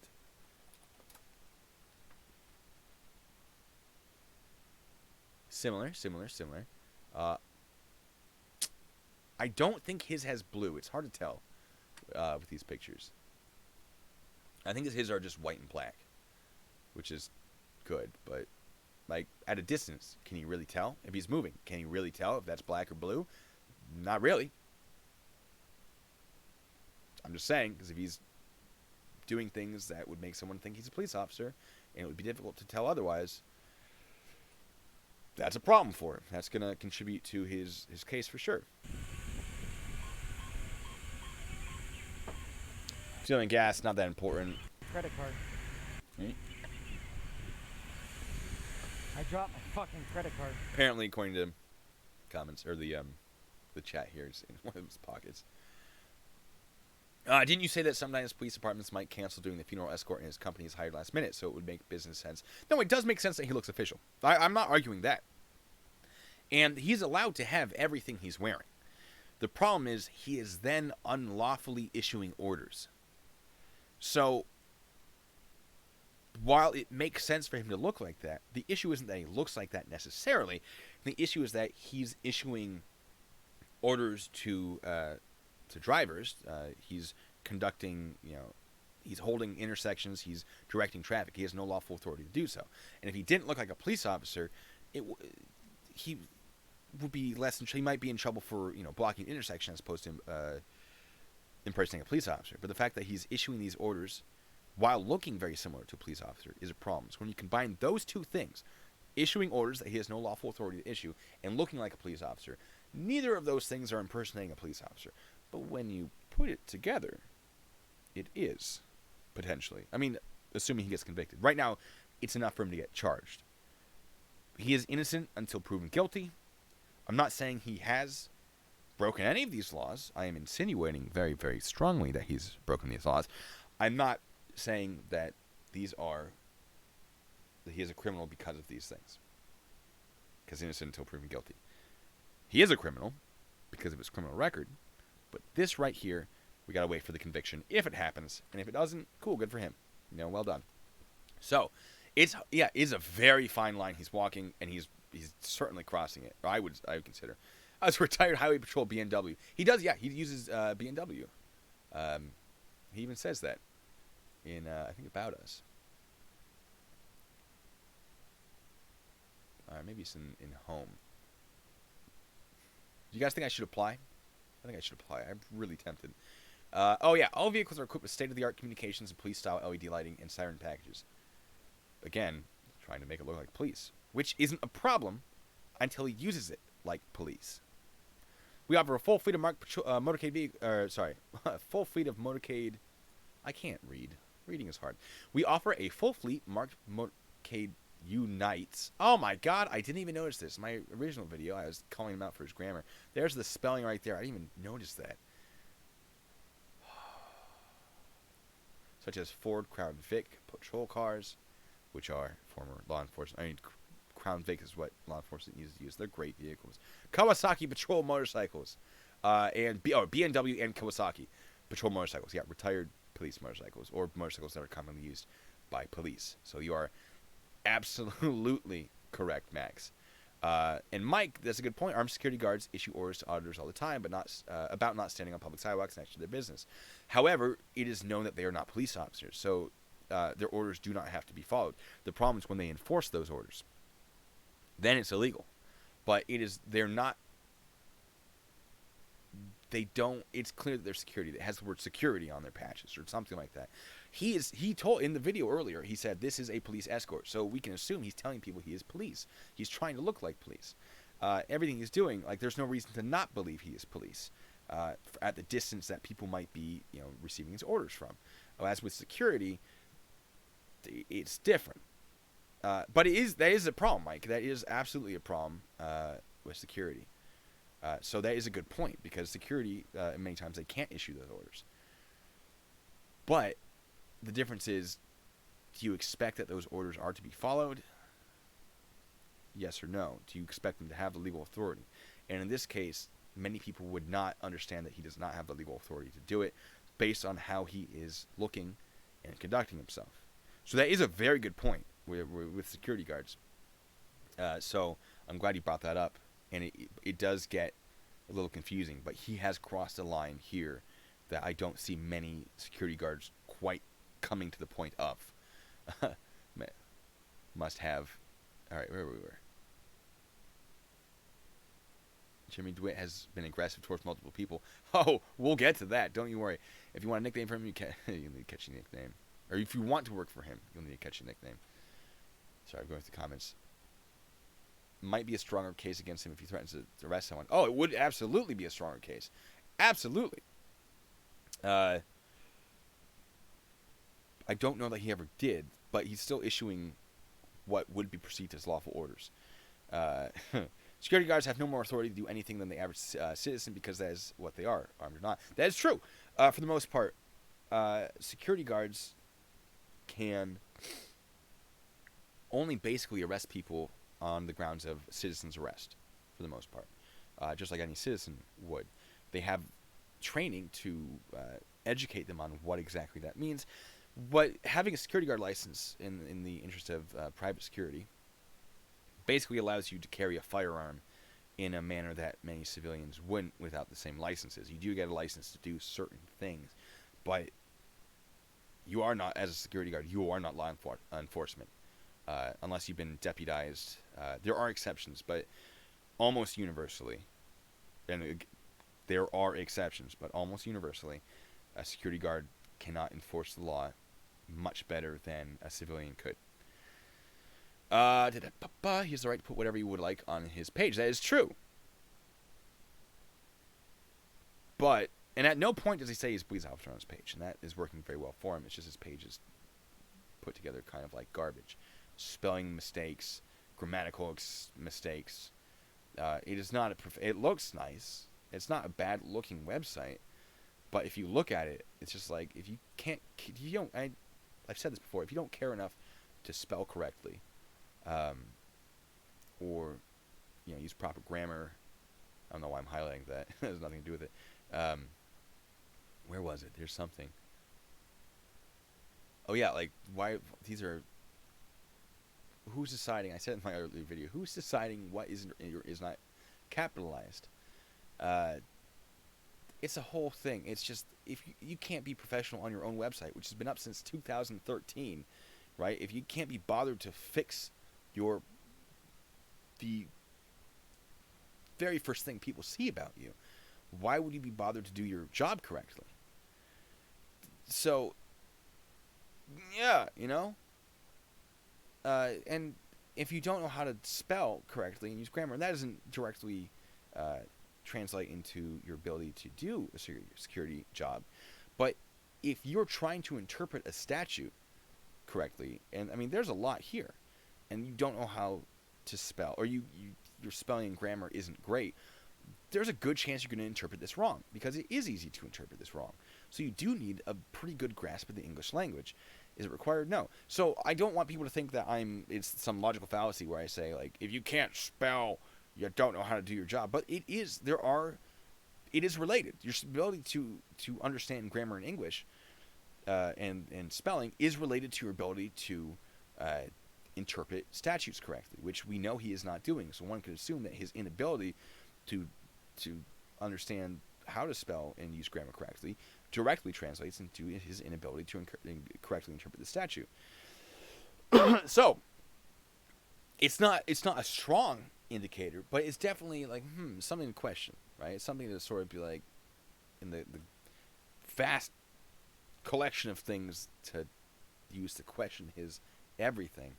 That's in there. It's not at the top by any means, but it's certainly in there. He does not have a security. He's not a security officer. You're correct. This is clearly a security company. It's advertised as a security company. He does not have a security license. You need a Class D security license to the state of Florida to do this sort of thing. I believe. Again, I'm not in Florida. I don't know exactly how it works. Highest level of service and safety. That's not what I want. Wide range of protective services. Guess what protective services imply? Security. Right? Security support. God, there it is. Security. The word security. He is advertising himself as a security company. He has no license to do so. The news stating other information that the ones the police had. Yeah, so there are. I've watched the news reports on this. And many of them were put out before all of his body camera footage was public. And a lot of them take his side. They seem to be very much. Do we want to watch it? We could just watch it right now. Oh, there's my things I've been looking up recently. There we go. All right. Let's look at Jeremy Dewitte. Police impersonator. This is a fun one. Let me see. All right, this one I've watched. Let's go into it. Because I know exactly where I was. Jeremy Dewitte talked exclusively with Wesh 2 News after he was released. Okay. Let me get... Sorry, Oh, you guys can't even see what I'm talking about. All right. That's fine. Because I'm doing this on the wrong link. Technology. What an amazing thing. All right. Let's try this again, shall we? I am Claire, your orbit driver. I am Carly. I don't care about your ads. Get out of here. The fact that I'm not the one in the videos, I know it's not me, because I know exactly where I was. Jeremy Dewitte. So first of all, he's claiming that these videos people have of him, or maybe his own videos, they aren't him. They were taken from his body camera, folks. What does he mean it's not him? Hold on, I'm reading through the comments. Yeah, Sammy's missing from the deputy's car. Yes, that Dewitte was. talked We'll get to that. with Wesh 2 News after he was released from jail Saturday. Wesh 2 Investigates first talked in September with the owner of Metro State Services after he'd been arrested by Windermere police and charged with impersonating an officer, something he denies. He told us then he does not operate a security firm, but does lead... He does operate a security firm. Security. Let's look into this further. Let's see how many times it says secure. Secure transportation. Guess how you provide secure transportation? By being security. All right. We offer elite personnel for VIP and executive protection. That's security. Yeah, it's his voice, but not him, guys. Don't worry. So he's saying, like, we'll protect you from, we'll protect the gangs, family disputes. If you're protecting someone, you're security, guys. You're security. Moving on. Funeral processions to alert traffic. This, I don't think, is him. And I think they just have some stock his footage motorcycles, vehicles, of a different, because that does not look amber and purple, and that I don't think those are his vehicles. I think this is just some footage they have of a escort. but does lead funeral processions to Maybe. I don't know. alert traffic. And yes, his motorcycles, vehicles, and uniforms might look like he and his employees are officers. He also wears a pepper. I did get this wrong in my original video. I thought it was an airsoft pistol. Because one of the officers who arrested him said it was an airsoft pistol. Apparently, it is a pepper ball gun, which are really neat. I love the idea of someone carrying a pepper ball gun. I think that's a great tool for self-defense. He's a felon, so he can't carry a real gun, but he's still carrying something that looks like it. And someone was saying, who was saying gear? Man accused of impersonating a police officer. I will look that one up. Yeah, all of his gear. That is gear that you use in security. Why would you need a pepper ball gun unless you are securing something or protecting something? Why would you need a ballistic vest, a bulletproof vest, unless you are, security? Why would you need handcuffs unless you're security, right? His argument that he's not security Pepper is spray gun incredibly that looks flawed. like a firearm on a utility belt with a baton. Breaking the law. Breaking He the was law. arrested last month by the Orange County Sheriff's Office after deputies say Dewitte was again impersonating an officer and driving dangerously on his cycle while doing so. Ooh, breaking After the law. reviewing similar video from a body-worn camera belonging to Dewitte's company, the Osceola County Sheriff's Office issued a warrant for Dewitte's arrest last week. It alleges he was impersonating an officer August 30th. The warrant also Yeah. protection officer, motor officer. So these are all the things. Protection officer. Like, you're going to claim that you're not security and you have protection officer on your uniform? Okay. Motor officer, motor unit, and motor unit. and the motor wing symbol. So they're like, yeah, no, these are Was person would ordering reasonably other think he's a drivers police to officer. pull over, including Giving orders to pull over. He has no lawful authority to do so. with profanity. Get over! Stop pretending you're a police officer. I love this. Listen, I know what I'm allowed to do and No, what you I'm don't. not allowed to do. No, you Dewitte don't. told us Saturday he was not working August 30th and wonders why officers with various agencies seem to be targeting him. Because he broke the law. I wasn't working that day. Whose body camera? Good luck with that. The fact that we were running our business for 10 years with no problems, and then all of a sudden now it keeps happening over and over, it's a little confusing. Yeah, because people are paying attention to you now. Dewitte referred all other questions to his attorney. The state attorney's office Smart has man. formally filed charges against him in this September. Let me skip ahead a little bit. Quote, Jeremy Dewitte maintains his innocence as to the charges filed against him and added that to go to trial. He thinks the police just don't like him. They're like, oh, they're out to get me. Probably because you're a criminal, dude, and you're breaking the law. This one's not bad. There are some that are like, yeah, the police are doing this thing to this dude. Which is like, yeah, okay, but there's a reason, because it's their job to enforce law. Who wanted me to do this?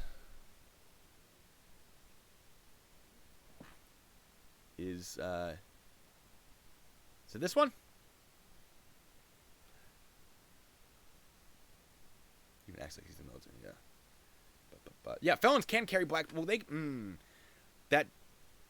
generally carry pistols from like late 1800s and before, and that includes replicas. So it doesn't have to be the pistol was made then, but it's black. Yeah, generally black powder. There are limitations. They can carry firearms. They cannot carry Glocks. I'll tell you that. Yeah, man accused of impersonating a police officer. Which one were we looking for? D. Scroll down. All right. This one. Again, there's a bit of delay, so unfortunately. Yes. I have seen this one, I believe.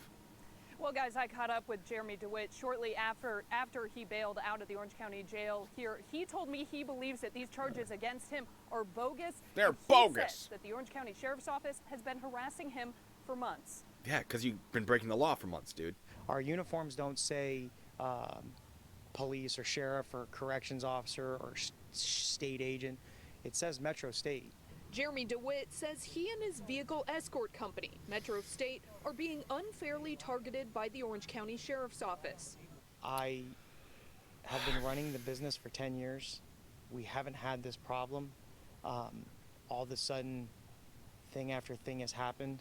Dewitte was arrested earlier this week after deputies charged him with impersonating a law enforcement officer for his work with his company as an escort for funeral processions. I don't know if you can tell. Dewitte was arrested for the same thing in Windermere last month. Detectives released these videos they say came from his helmet camera.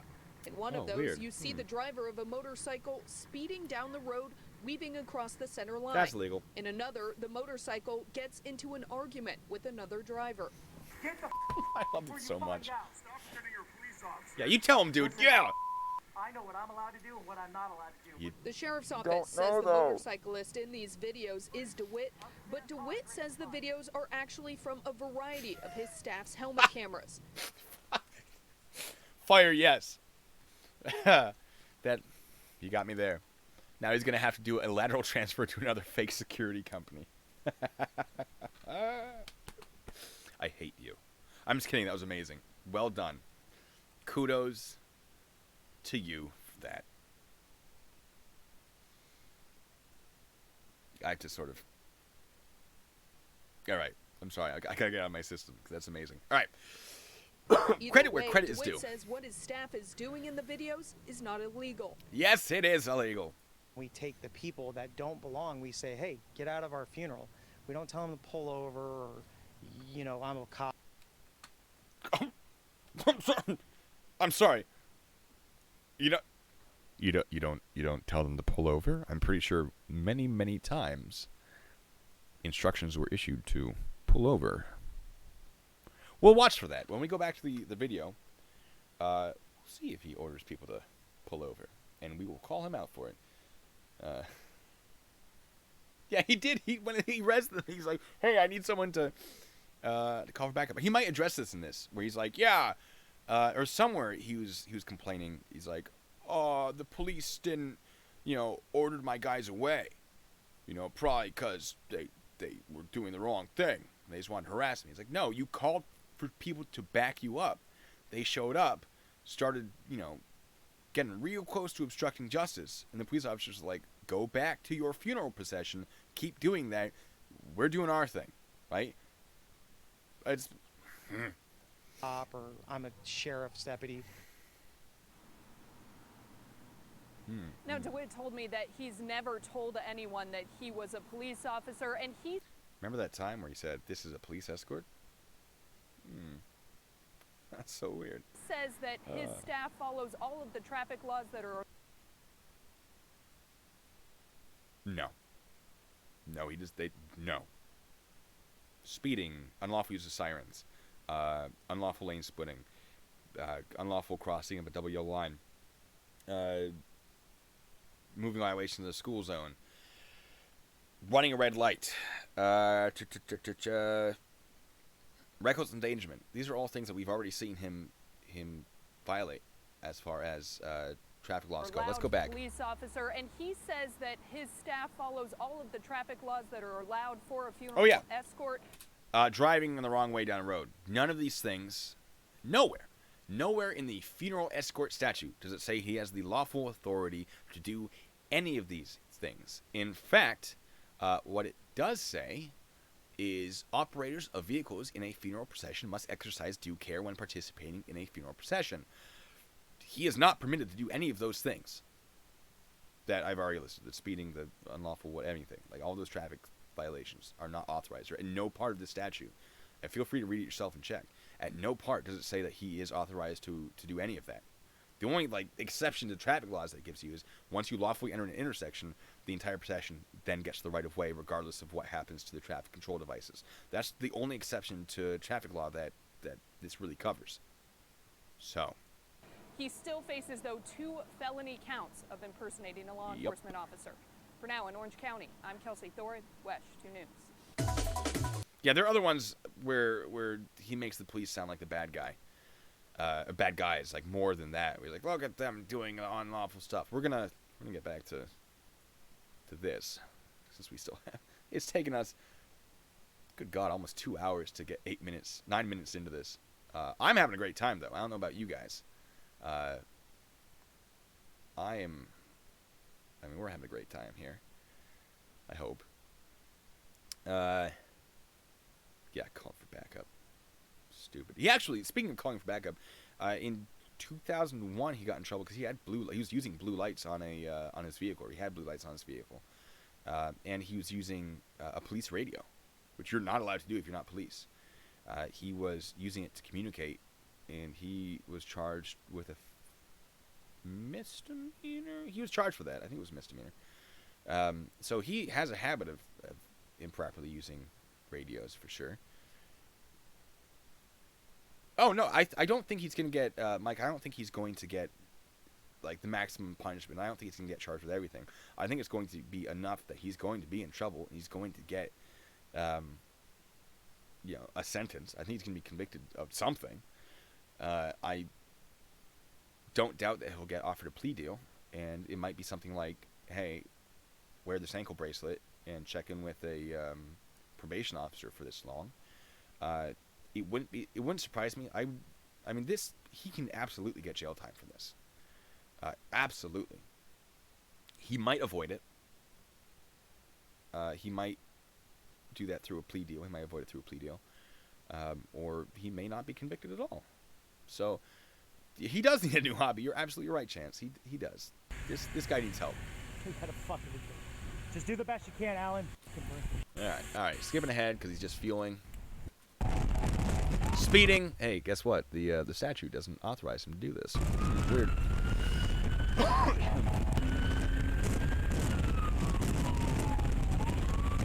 Yeah. Impersonate the judge. Like, no, I'm running this show. I advocate myself and not guilty.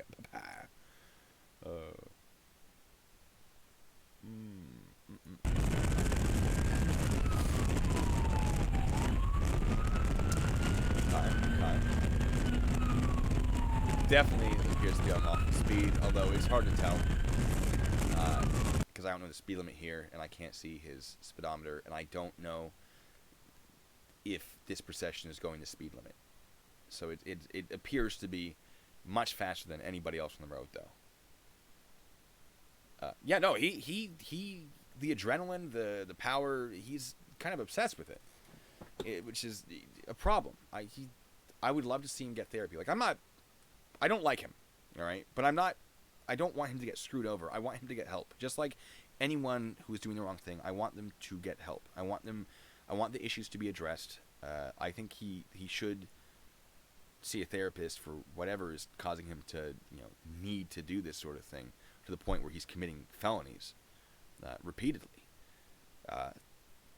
I think there are some underlying issues that should be addressed, and I hope that they do get addressed. I don't think he's a sovereign citizen. There's nothing here that indicates to me that he is a sovereign citizen. And that stems from, like, sovereign citizens have very specific arguments. Just being anti-government, just disobeying law doesn't make you a sovereign citizen. There are specific reasons that you justify those actions with that sort of set you in the sovereign citizen category. And there's nothing here that I've seen, and I would love to be convinced otherwise, because some of you know how I feel about sovereign citizens. There's nothing here that indicates to me that he is a sovereign citizen, unfortunately.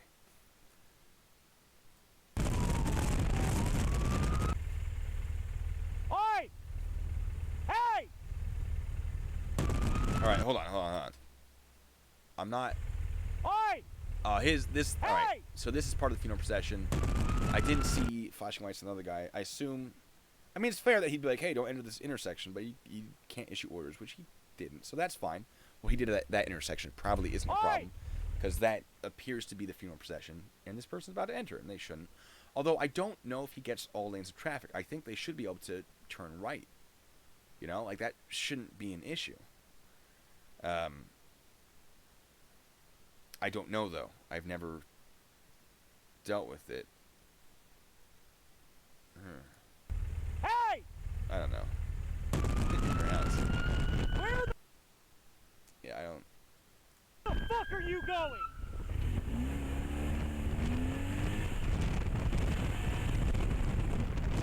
Hey! Hey! Hey! Hey! All right, so this person is within his. You guys driving and traveling. Oh, don't even get me started. You're about to distract me and derail this thing entirely while I talk about that, because I love talking about that stuff. Anyway, we'll do live streams on that later. Yeah, definitely going to do live streams on sovereign citizens. But we're just getting distracted. Oh yeah, construction zone. Absolutely. Yeah, right. Yeah. Come on, look at this guy. Anyway, so this guy appears to have entered his funeral procession. This guy is wrong to do so. Remember that time when Dewitte's like, "I never ordered anyone to pull over." Listen with your ears. Hey! Hey! Hey! Hey! Pull over! Oh my God, he just told that guy to pull over. DeWitte, I thought you said you never told anyone to do that. I thought that's what you said. That's so weird. This is where it gets interesting. And it's fair that he'd want this person out of his procession, but he actually doesn't have the authority to order him out of that. All right, so yeah. So on a multi-lane road, it says Repo Man, and I can't wait to look more into this. He says that, or I assume you're a he. That's awfully sexist of me. Although it does say man in your name, so I'm going to assume that I was correct. Yeah, all right. On a multi-lane road, the lane the hearse is in is the only one that is allowed to be controlled. That's fantastic to know. So under that assumption, yeah, he can't stop people from going to the other lanes. This person appears to have entered his whole thing unlawfully. Cool. All right. But Dewitte has no authority to actually remove him. And you can get the plate number and report it later, I guess. I don't believe he has the authority to remove him. Could be wrong. I could be wrong. Pull your fucking car over! Oh, remember that time where you said he never pulled anyone over? Or told anyone to pull over? That's so weird. Pull over!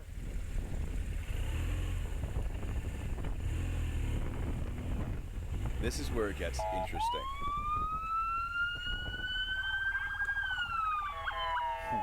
Get out of the way! Move your fuck! Oh, that's illegal. I'm pretty sure that falls under either assault, because that would put someone in reasonable fear that they are about to be the recipient of battery. Battery being you actually hit them. Assault being you threaten or put them in fear that you are about to be hit, more or less. That's basically Generally, what it comes down to, some states combine the two into the same thing. So if you hit someone, it can still be battery. And but in Florida, I believe assault and battery are two separate things. That appears to be assault because, I mean, that would certainly put someone in reasonable fear that they are about to get struck. Or it could be criminal mischief, depending on whether or not, you know, he damaged the vehicle, or there's a potential that he would damage the vehicle. This is the off-duty sheriff. Fantastic. There was a vehicle, I think he slapped a car too, if I remember correctly. I couldn't find it again.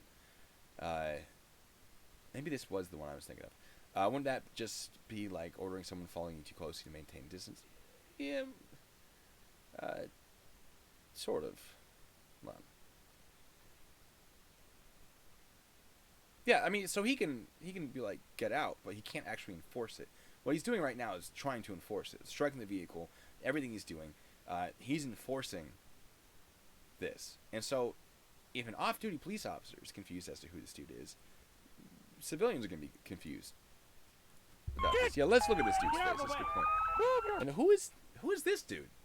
Oh, this is one of his guys, I think. Get out of the way! Move your fuck! Oh! Get your fucking car That's out of the way illegal. now! Yeah, this guy's I don't so give a fuck confused. what you don't understand! Pull forward now! That person's Pull vessel. forward now! How's it going, Alvin?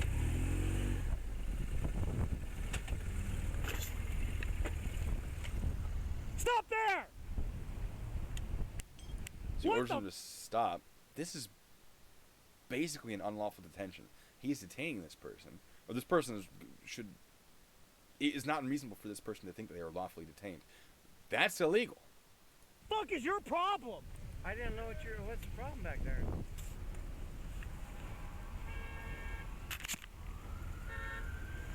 Wait for it. Sit there! Sit there. That's an unlawful detention, folks. 100% the guy believes he's being detained by a cop or someone with the authority to do it. This is the guy with the gun. This is the guy with the equipment to detain him. He has pulled him over. He has flashing lights. Says, pull over. Stay there. That's an unlawful detention. I kind of want to look it up. We're going to look up that statute real quick.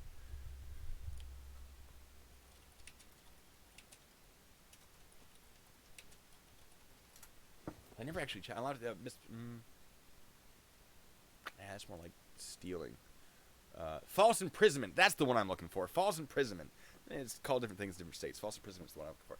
Forcibly, by threat or secretly confining, abducting, or imprisoning, or restraining another person without lawful authority or against her or his will. Well, that's fun. They did her or his. You don't usually see that. I like that. Yeah, I should have pulled this badge. All right, so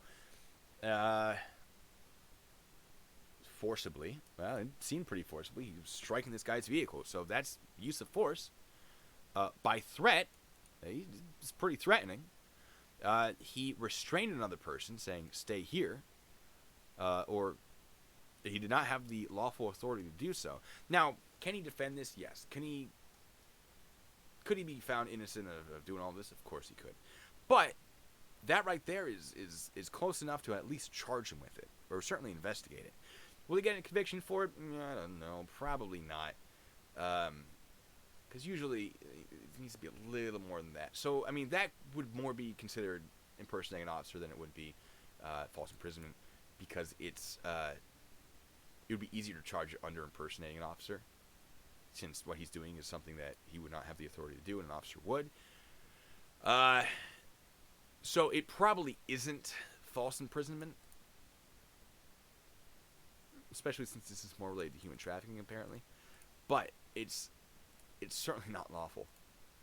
Off-duty deputy in the video when he stops a black car.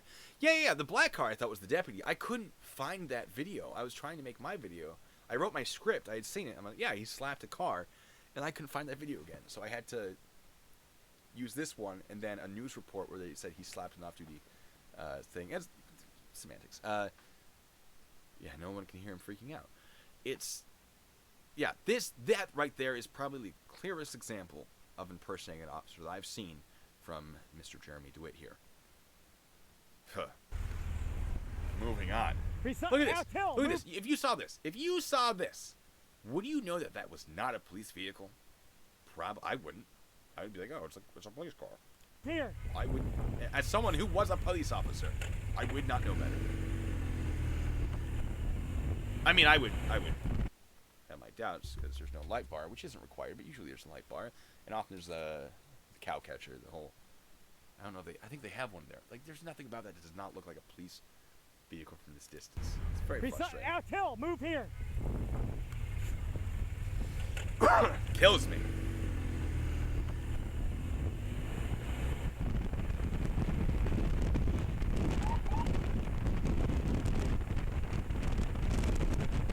So this is part of the possession. You can tell because they have their hazards on.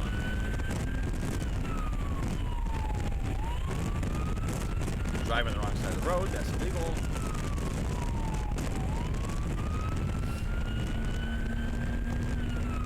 Still illegal.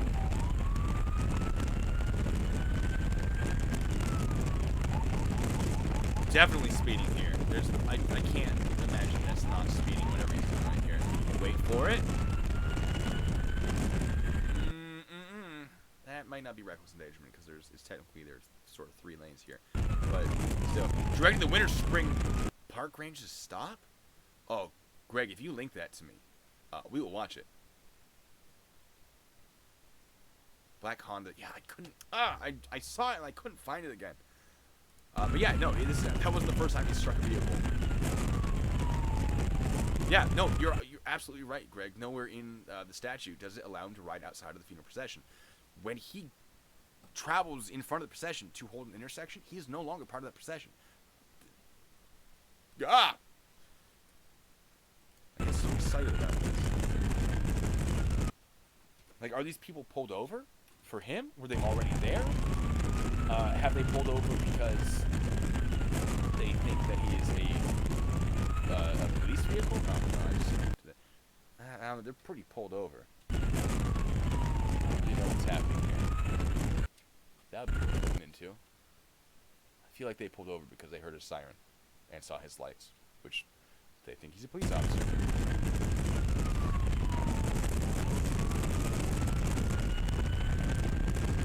Assuming that's the reason. I'm making an assumption here. Let me get my microphone closer to my face so you can hear me. Yeah, these people have pulled over for him because they think, Jesus, they think he is a police officer. Sorry, I'm just fondling my microphone here. That is a problem. There's nothing that prohibits him from having both, I don't believe.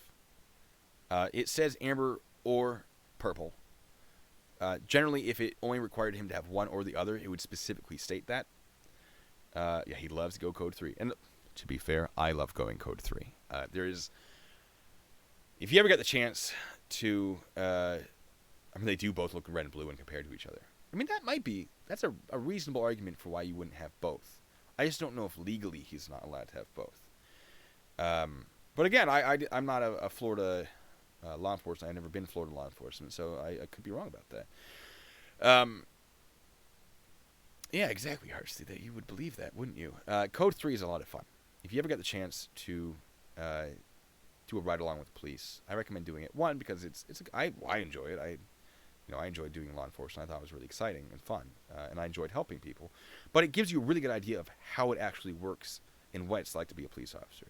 And when you're going code 3 and you flip those lights and sirens on, and you got one hand on the steering wheel, and you got one hand on your little buttons. You got, what's the word I'm looking for? Your little control panel, and you're speeding, and you're trying not to hit anyone. You're trying not to be too dangerous, but you got to go through this intersection. People are coming, and other people are moving out of your way, and it's just this. My microphone's there. It's a good time. All right, it's exciting, and I shouldn't romanticize the idea of driving unsafely. And I tried very hard not to be any more unsafe than was required to assist other people in their emergencies. But if you've never experienced it, see if you can get a ride along, because it's a thing. So I understand his interest in going code 3. He's not allowed to do it in the way that he's doing it. Yeah. But what were you saying, Greg? The video of Winter Springs Park range to stop. Greg, again, if you find that Winter Springs Park video you're talking about, I would love to do it. Yeah, no, that's exactly why he's addicted to it. He's addicted to trying to be a police officer.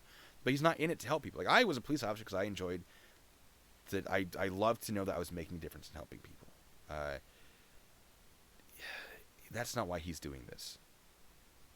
I don't think. I would hesitate strongly to believe that. No, Elfin, he is not allowed to utilize a siren. So, well done him. I don't know if they're going to charge him for that, because it's not, compared to everything else he's doing, it's not that big of a deal. And if they bring too many charges against him, it runs the risk of making criminal proceedings a little too long, which can actually hurt the case. So probably, I mean, if they do charge him with a bunch of stuff, it's probably going to be to try to convince him to take a plea deal.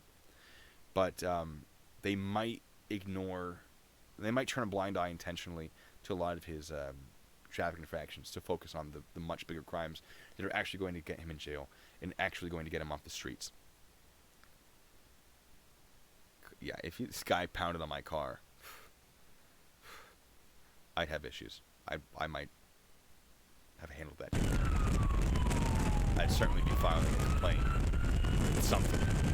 I'd find someone to complain to, and I would complain. I'd ask for a manager.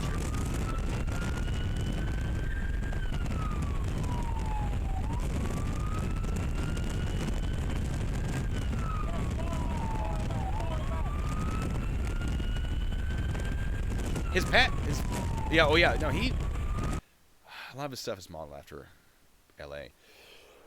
He's about as far from L.A. as you can get while still being within the continental United States.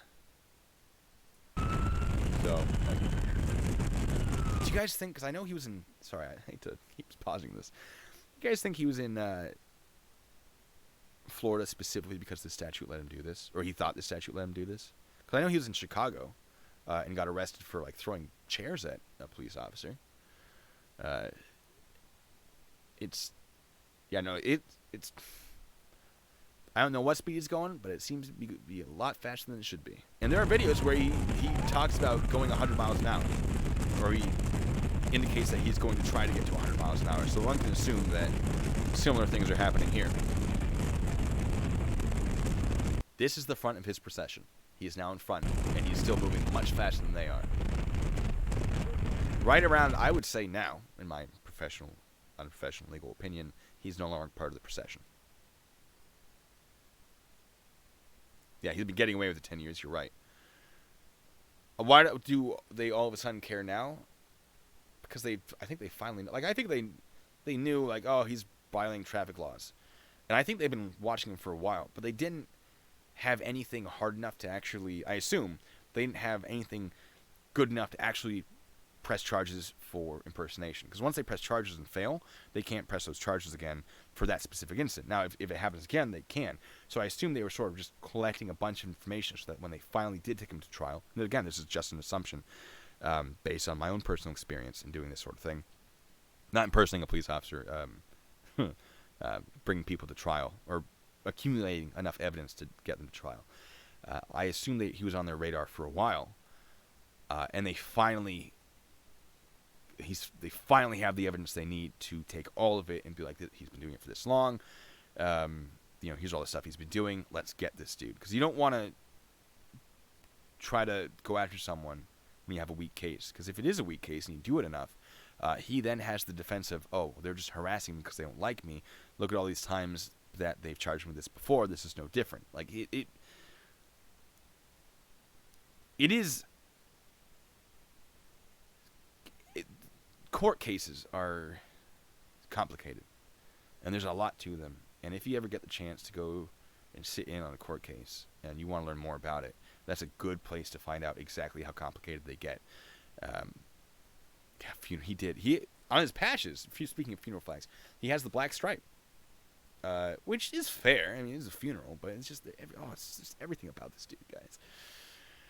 The previous sheriff wouldn't allow the sheriff's office to investigate it. If you have an article on that, I would love to read it. I'm not saying that you don't. I would just really love to read it. Because that sounds amazing. I will read it on stream. That sounds amazing. Yeah, and again, it also comes down to this funeral procession law isn't something a lot of people are super familiar with. This isn't something that happens very often or is comes up very often, right? How often do you see a funeral procession? Very rarely. So a police officer, I wouldn't expect a police officer to be intimately familiar with this law. And I didn't enforce law that I did not know well, right? If I saw someone that I thought was committing a traffic offense, I'd let them do it. I'd look up the law, and then I'd get them next time, right? So I think a lot of this was police officers just didn't know this law very well. And it didn't happen enough in their jurisdiction or while they were on shift or whatever for them to think that they really needed to familiarize themselves with it. So that's entirely possible, Robert, that they just were like, we'll keep an eye on him, but we don't know if what he's doing is technically wrong. So, yeah, the pattern, yeah. Max, yeah, I think they were trying to get him for a pattern, which is important, establishing a pattern of behavior. Because if you do it once, there are instances where it's like, oh, the legal defense is I didn't mean to. But if he's been doing it for 10 years and they have evidence of a significant amount of time of him doing this, this isn't him messing up once. This is him intentionally doing something wrong. So, anyway.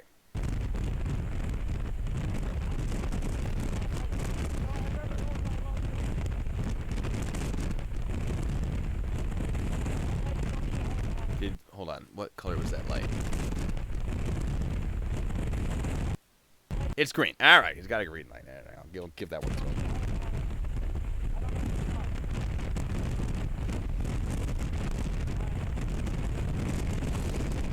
His lights and sirens are off right now. Or at least his sirens are. I don't know about his lights. But he's well ahead of the funeral procession, so I don't know what he's doing. But without those lights on, he can't claim to be in the funeral procession at all. Even if I'm wrong about the distance that he is at with the funeral procession. And I don't know if his lights are off. I just... Use opposite if you can. I assume they're on because he's using the horn. Yeah, they're probably still on.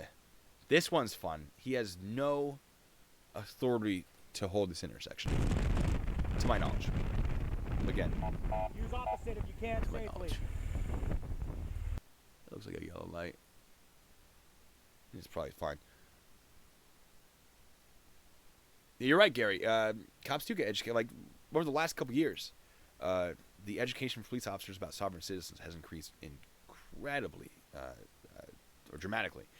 I had no idea about sovereign citizens before someone like formally said, "Hey, look into these." When I was law enforcement, like, here's a bit of information. I went, "That's ridiculous," and then I found out that my plumber that I use, that I hire, is a sovereign citizen, like a hardcore sovereign citizen. Not a bad dude. We hang out occasionally, and we have discussions about law. He's a hardcore sovereign citizen. We get along just fine. So I have, no problem with him. I have a problem with his beliefs. I had no idea. And his arguments are hella convincing, guys. The sovereign citizen arguments, if you don't know, if you're not super familiar with what they're talking about, are incredibly convincing. And even as law enforcement, I probably would have been convinced.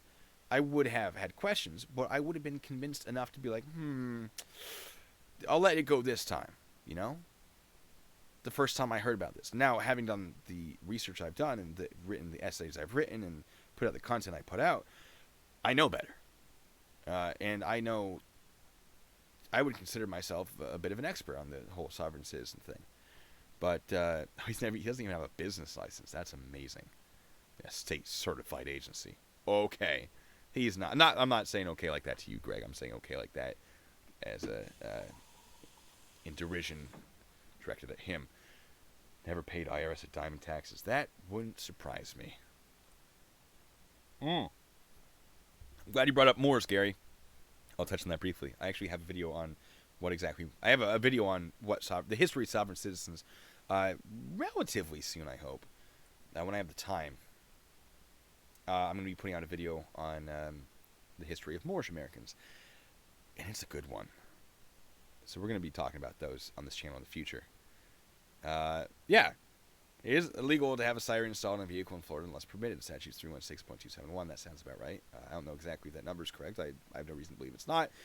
But I do know that it is illegal unless you have the legal authority to do so, which I don't believe he does because I've seen nothing to indicate that he would. And he was arrested for wiretapping, which we can discuss. Let's discuss it right now. Why not? So he had his body camera on, and he made some phone calls, and he recorded them with his body camera, which violates Florida wiretap laws, because in Florida you have to have the consent of all parties involved in the conversation, in a private conversation,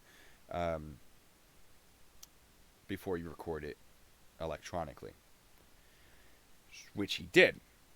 Now, his defense is that, well, his body camera is always running, therefore it doesn't really count, and that there are reasons to believe that that may be a valid defense.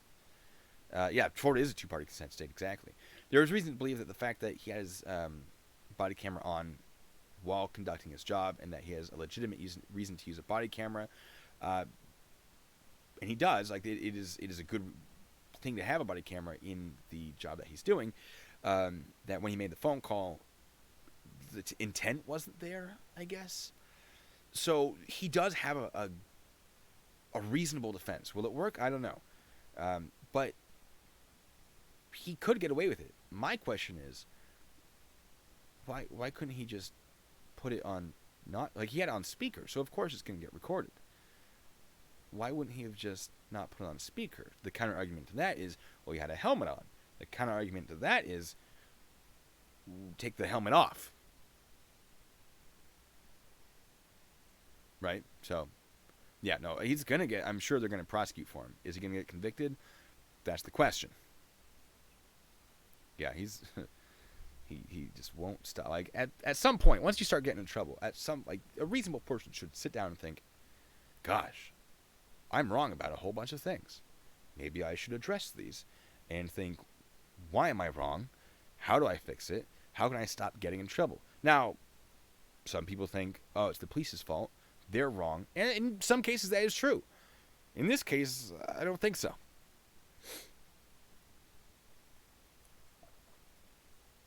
Yes, Max. Incidental, not intentional.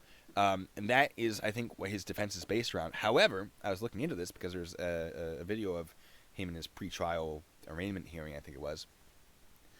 And he's in an SUV, so if he didn't have a helmet on, there's no reason for him to have a helmet on in an SUV.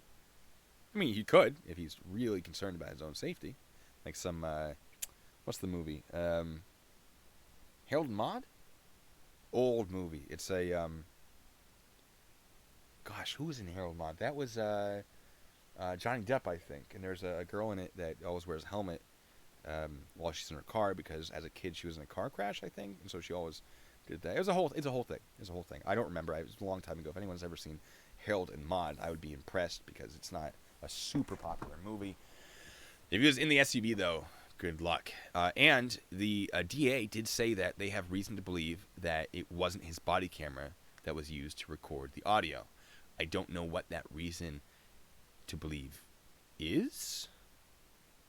But, oh yeah, no, so Repo Man, the video of him recording the phone conversation, I think the argument was that was his body camera. Let's check that out. Let's look into that. Let me move my microphone real quick.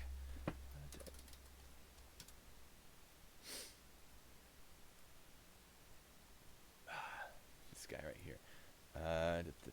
World Police. Jeremy Dewitte. Real World Police.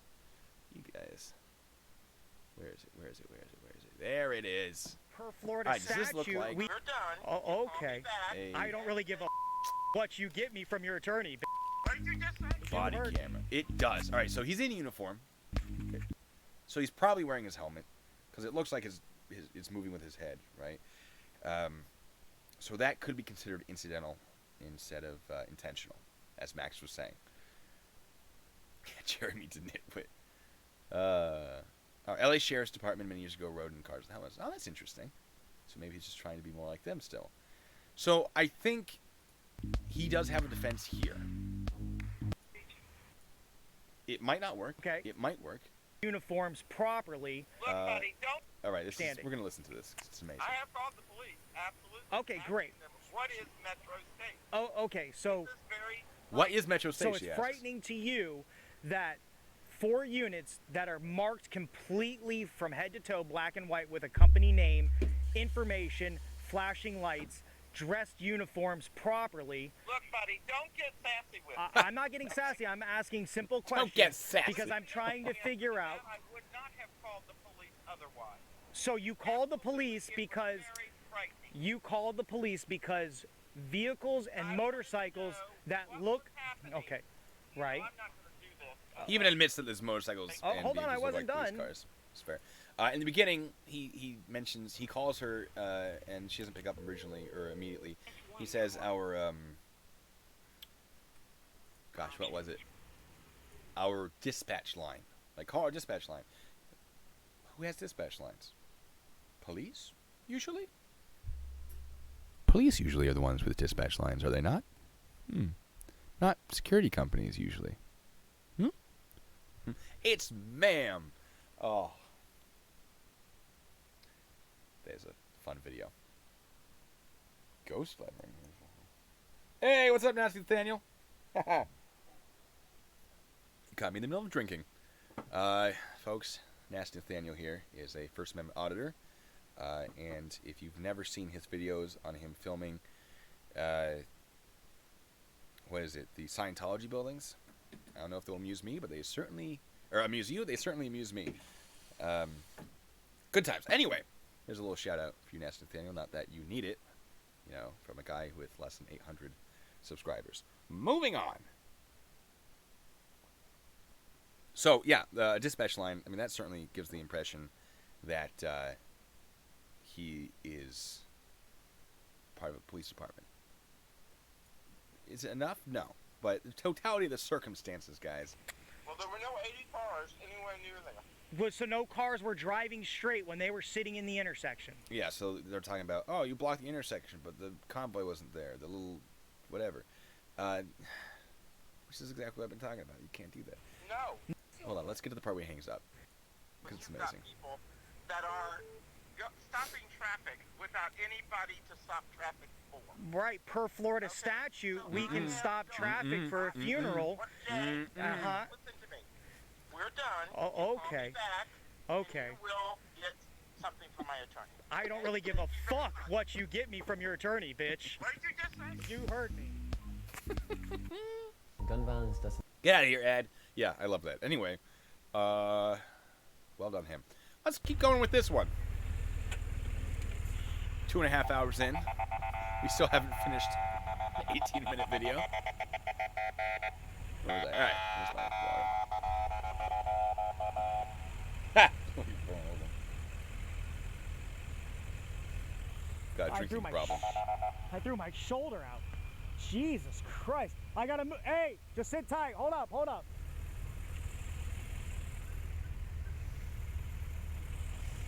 Oh. Put him in the left lane, Alan. Left lane.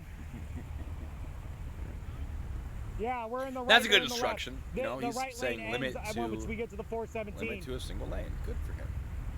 He is a loose cannon, Nasty Nathaniel. He is 100%. He is a problem.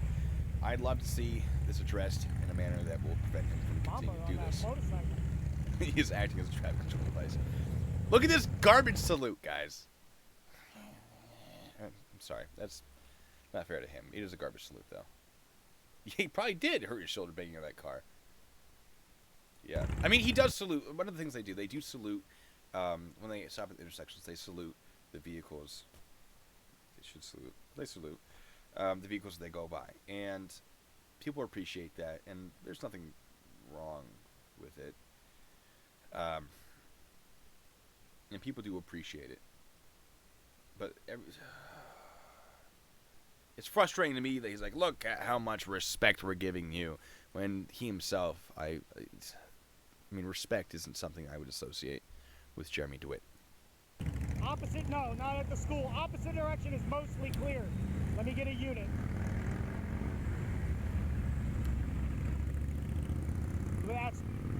Yeah, we're going left. So just stay on the wrong side of the road and get in the left turning. Oh. And there he goes. Ooh, that was nice. Nice move. Speeding. Speeding. Good point, Rick.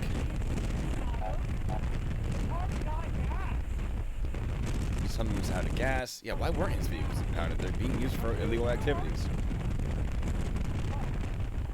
I don't know how Florida does impounds. If they can do that. Brother, we're calling. I don't think much else happens.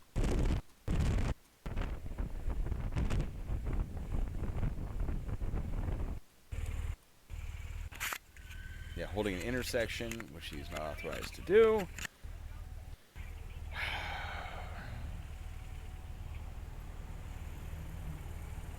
Yeah, I mean, can you imagine it's just this whole saluting thing. It's like, I get that you're doing it in the funeral, but like, a salute is a sign of respect, right? And I understand it if the funeral is for a military member, cool. I would like if a sibling wants to salute someone in the military as the funeral procession goes by. I have no problem with that. I don't know that this person's military, and it's just if you're gonna salute, do it properly. Stolen bike business. Stolen bike business. I have additional questions, Max. What stolen bike business? Oh, that's right. I remember what you're talking about. Because they pulled him over because they caught him crossing a double yellow line. They ran his plate, and it came back as stolen. But I believe what it was it just been the registration had not gone through properly, so it was coming back to a different vehicle, or it was showing up as stolen in their computers, and then from that they went, hold on a second, what on earth are you doing? Holding this intersection, and oh yeah, we just says sergeant every 10 seconds, as if like, come on, dude, calm down. We understand you know what a sergeant is. Well done, you. Anyway, that was a good video. Unit, I got a traffic light right after.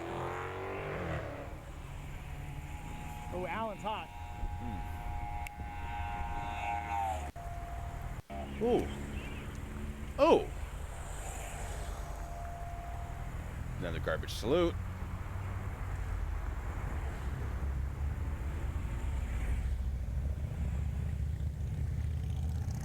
I mean, that's entirely possible, Ricky. I haven't looked into that too much. I've been focusing on all of this, but it's possible that the bike he bought was stolen before he bought it, and that I don't think he intentionally, was operating a stolen vehicle. Maybe, I don't know. Yeah, no, you're right, Gary. Every time he said sergeant, what he meant was a-hole. It's possible that it was registered as stolen before he bought it. And if he had registered it, that should have come up when he registered it. But if you register it improperly, which I think is something that may have happened, yeah. You're right, Greg. Why is he blocking the lane of travel? Because he has no idea what he's doing. Prequel to that video. He pounded on the officer's car. Ah, the arrest warrant. Yeah, no, there's a lot he did wrong that all sort of accumulated into what we're doing now. Yeah, it's... Oh. There's so much that has been coming out about this dude. And it's just like, how do you mess up that badly in such a short amount of time? Me, but I can't answer. Does he really? 2000. I know Metro State has a YouTube channel. We'll go into that. You know what? Yeah, I think that's the end of the video. I assume Agent Gray, you mean the Metro State. Oh, what am I doing with my life? Imagine being married. Yeah, bold of you to assume he's married. There we go. 14 videos. He's been, last one was a week ago. Releasing him on bond. Yep, and then they're like, yeah, because, they gave him bond. I mean, he paid money to not have to be in prison during the trial.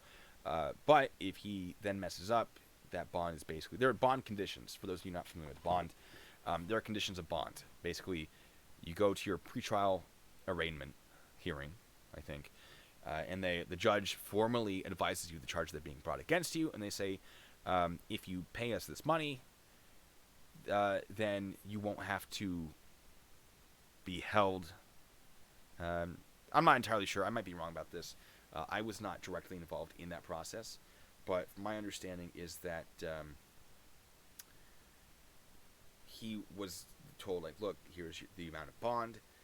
If you pay it, or bail, or whatever, if you pay it, then you get to keep living your life as long as you continue showing up to the trial hearings and court dates. If you fail to do those things, if you fail to meet certain conditions that might have been established as part of the bond conditions, then that money is forfeited, and then you get to wait in pretrial confinement until the conclusion of the case.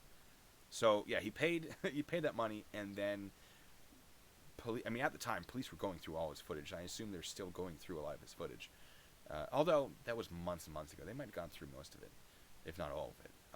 But while they were going through his footage, they found other things that he was doing wrong, and issued separate warrants for his arrest. So good job, this guy. Good job, him. Why did he have handcuffs? I think that's part of, like, why did he have a lot of things? Why did he have a baton, right? Because he wanted to look like a police officer. Was he ever going to use it? God, I hope not. But he wanted to look like a police officer, I assume. Again, these are assumptions. I can't prove it. I haven't talked to the guy. I would love to interview Jeremy Dewitte. If I don't think I could. I'm sure his attorney has been like, do not talk to people. And, based on the content I've already put out about this dude, there's no reason he should talk to me. Because it's obvious that I don't support him, and I don't have his best interests at heart. Now, I have the interest of justice at heart. I guess that makes sense. But if he's smart, he will not talk to me about this. And I don't think I'm even going to reach out to him. Although, he does have his phone number listed on his website. Yeah, God, I hope not. He very well could file bankruptcy after this. Like, what? Oh, no, he's already a convicted felon. What's a little bankruptcy going to do to hurt him, right? He's a registered sex offender. Oh, no, his credit score. I bet his credit score is already not great. Though they revoked his bond because of it. Good. Ha! Well done. All right, let's look at the videos. Let's see how far back it goes. Let's look at one of their oldest ones. Why not? 7 years ago, Metro State motorcycle police escort. Yes. Yeah, if he was smart. If. Big if. Oh. Oh, that fake bugle.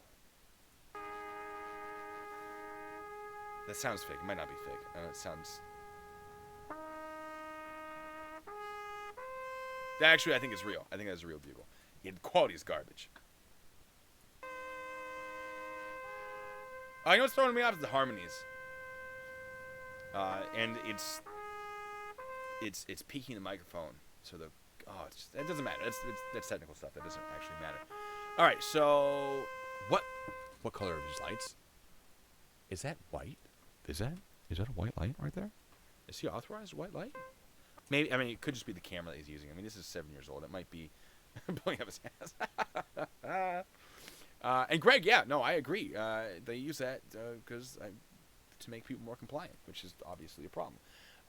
So the lights, I can't really tell. They kind of look white. But this is probably an old camera, so it could just be a problem with the contrast.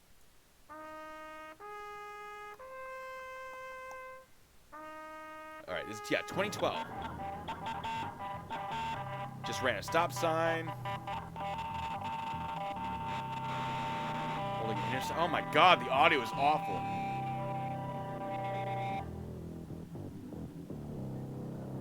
Uh-oh. All right, we have copy. I mean, it doesn't matter if the music's under copyright. I'm gonna mute it anyway because this isn't a monetized video. But I don't want them to remove all of my audio, so we're gonna be red and blue lights. I can't wait. We're gonna mute it. It doesn't have captions. I'll pop it up every once in a while. Yeah. God, what color are those lights? Let's zoom in a little bit, shall we? Let me see. He is good at marketing. He does a good job making himself look like something that people would want. The problem is he's breaking the law by doing what people want.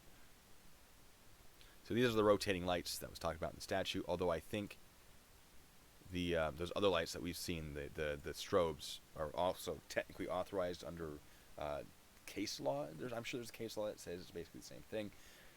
Yeah, he thought he was in compliance. He absolutely thought he was justified, and failed to confirm it, which is obviously an issue, right? I think part of it was he was getting away with it for so long that he just assumed that he was right, because otherwise someone would have stopped him, right? Which is a big problem in everything, is assuming you're right because no one has told you otherwise. Yeah, he did push the envelope way too far and got sloppy, 100%. And yeah, his website is not the highest of qualities, and he does a good job to people who don't know better. Anyone who has been involved in security companies is going to look at that and go, or a police, whatever. It's going to, like, these are just buzzwords, right? And anyone who looks closely is going to see, spelling and grammar errors. Let's skip forward. All right, there's the hearse right there. And more vehicles. And it's a very lovely set. Oh, whoa. Hold on a second. That's illegal. Good God. On the other side of the... What are you doing? What is that? That's so awful. Where is this? Where is this? This has got to be still in Florida, right? That's a trading day. Hold on a second. That's not him.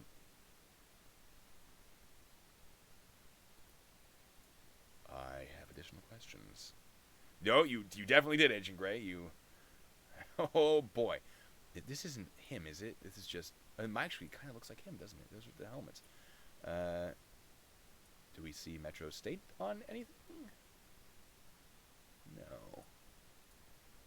No, his uniforms look different. I haven't seen them in tan uniforms, I don't think. It's either white or navy. This might not be him. Doesn't matter. We're getting distracted. Alright. Back to this.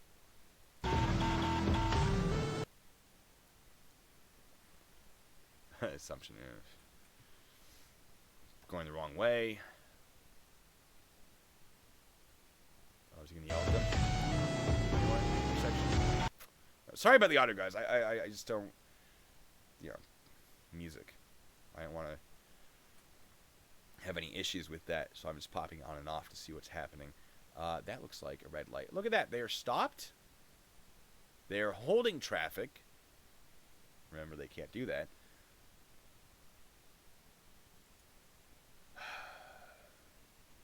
And people are like, no, dude, what are you doing? See that yellow? Look at that. He's got the flying wheel there, which is a symbol often used by police.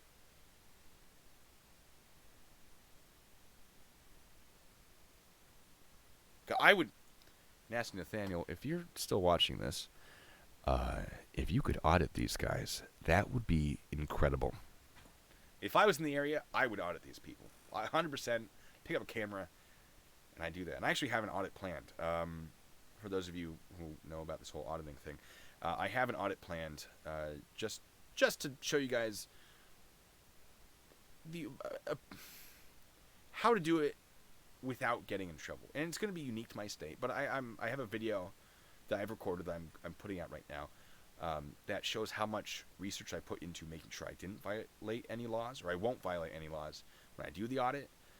So those of you who want to see that happen, I'm not going to get into the habit of doing it, but I did want to just sort of, because I talk about audits a lot. I talk about the lawful way to do it, and that's not really fair if I'm not doing it myself, right? What do I know what I'm talking about?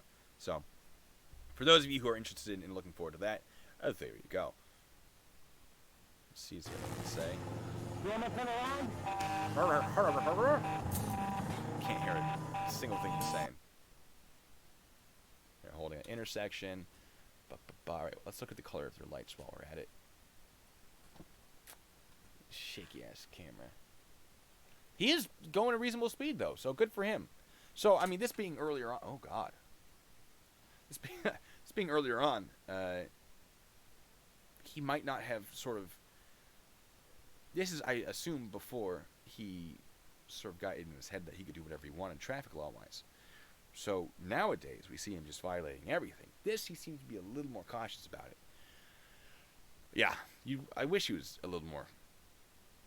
Oh, I'm sorry. I misread you, Gary. Politeness and transparency is a key to good audit, and I would agree. I personally, I mean, yeah, you have, in many circumstances, the First Amendment, not every circumstance, the First Amendment allows you to sort of be an asshole to police. Situations where it wouldn't allow you to be an asshole to police is if you're actually unlawfully distracting them from their job. So if you like walk up to them and start screaming, and they're in the middle of a traffic stop or some sort of law enforcement, that's not protected by the First Amendment. That's obstruction. But if you're not doing that, I mean, I don't like the idea of insulting an officer. Their job is difficult, and they deal with terrible people all day. Why be another one, right? But if you're being polite to them and they're still being a jerk, I mean, that just helps to sort of cement the assertion that they're being jerks. So I would agree with you. I believe in polite audits. Metro officers control traffic safety for escorts through all intersections of crossing. Yeah, unlawfully, but cool, whatever. Who's keeping track?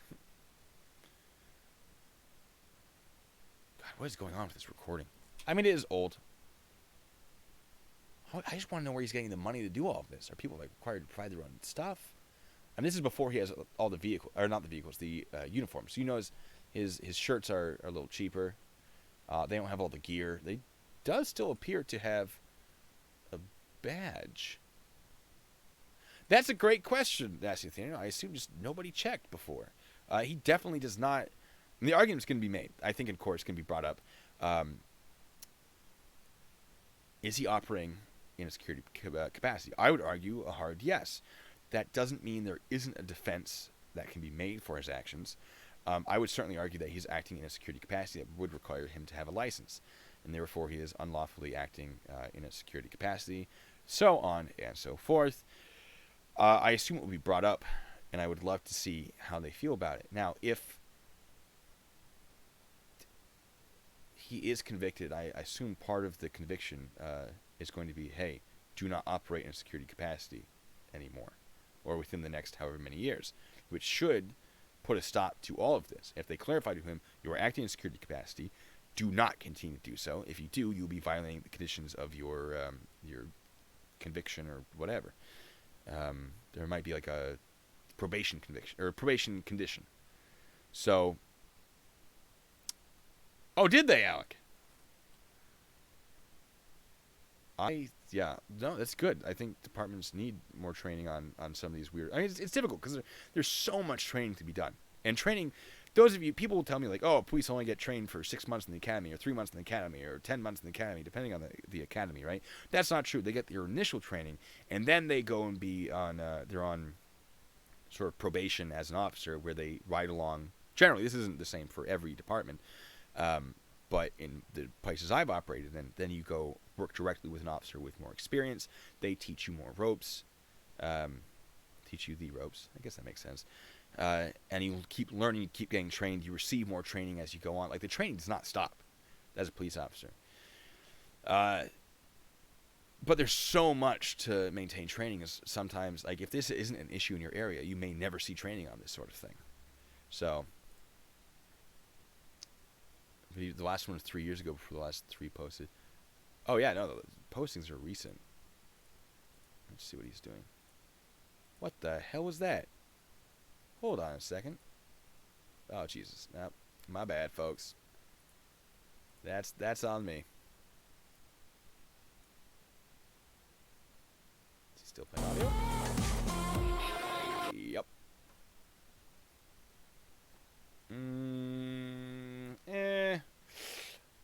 I'll allow it. Right? I'm not sure that he gets to do that, but if they yielded to him, well, God, but if they yield to him because they thought he was a police officer. Like, right now, he doesn't. Does he look like a police officer? Kind of, but much less than he did. Right? So he's still breaking the law, but is he impersonating a police officer? I would argue no. And it's possible. I mean, sure, you could make the argument yes, but I certainly wouldn't press the charge to try to convict him unless, there was a lot of time to really look into it. Mental health training. That is something that people need more of, because it's so difficult. in many cases, deal with people with mental health issues because they don't act like you expect people to act in a reasonable manner. People with mental health issues often don't, and that's it's difficult if you don't know how to approach that kind of thing. All about showing this company at its best. Yeah, their best isn't very good. Yeah, no, law enforcement doesn't really like dealing with the mentally ill either. And that's not because I personally, we don't want to help them. It's just because it's really, really difficult. And so many things have to become involved. You have medical becomes involved. The laws surrounding, getting them help become very difficult, especially if they're repeat offenders. And the law isn't designed in a way that makes it easy to help them. Because if you're trying to get them into like a program to help them, and that program is full, it's difficult to get different programs outside of the area to accept them because they're dealing with their own thing.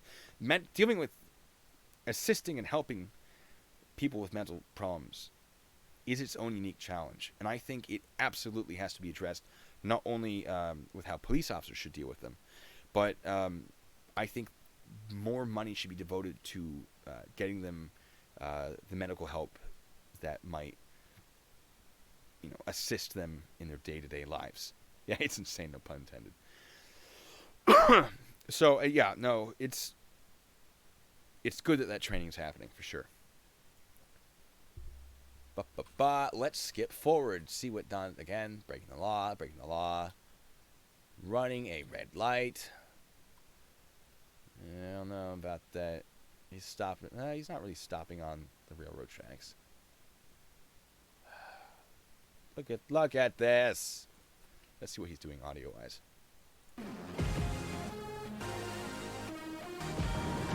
That's enough audio. Oh yeah, no, corrections. Some of the worst stories I hear from corrections officers, because the system isn't necessarily designed. No, I mean, some are, and it depends on your location. I believe I was never a corrections officer. I don't have the hard facts on that, but the system could be designed better to help incarcerated individuals who have mental health problems. Can you imagine him? Hey! This is a funeral escort, Amtrak. Let's slow your roll. All right, let's pause this train for a second. That would be incredible. That actually could present a pretty significant issue if the train came, because once that train comes, that train gets the right of way. They're not going to be able to stop in time. So if you split it, I don't know, that'd be interesting. Something to think about. Let's see. Yeah, I hope Dewitte gets the help he needs. Because there are issues that need to be addressed. I mean, you don't become a registered sex offender. You don't become a felon. You don't do all of this without having issues that should be addressed.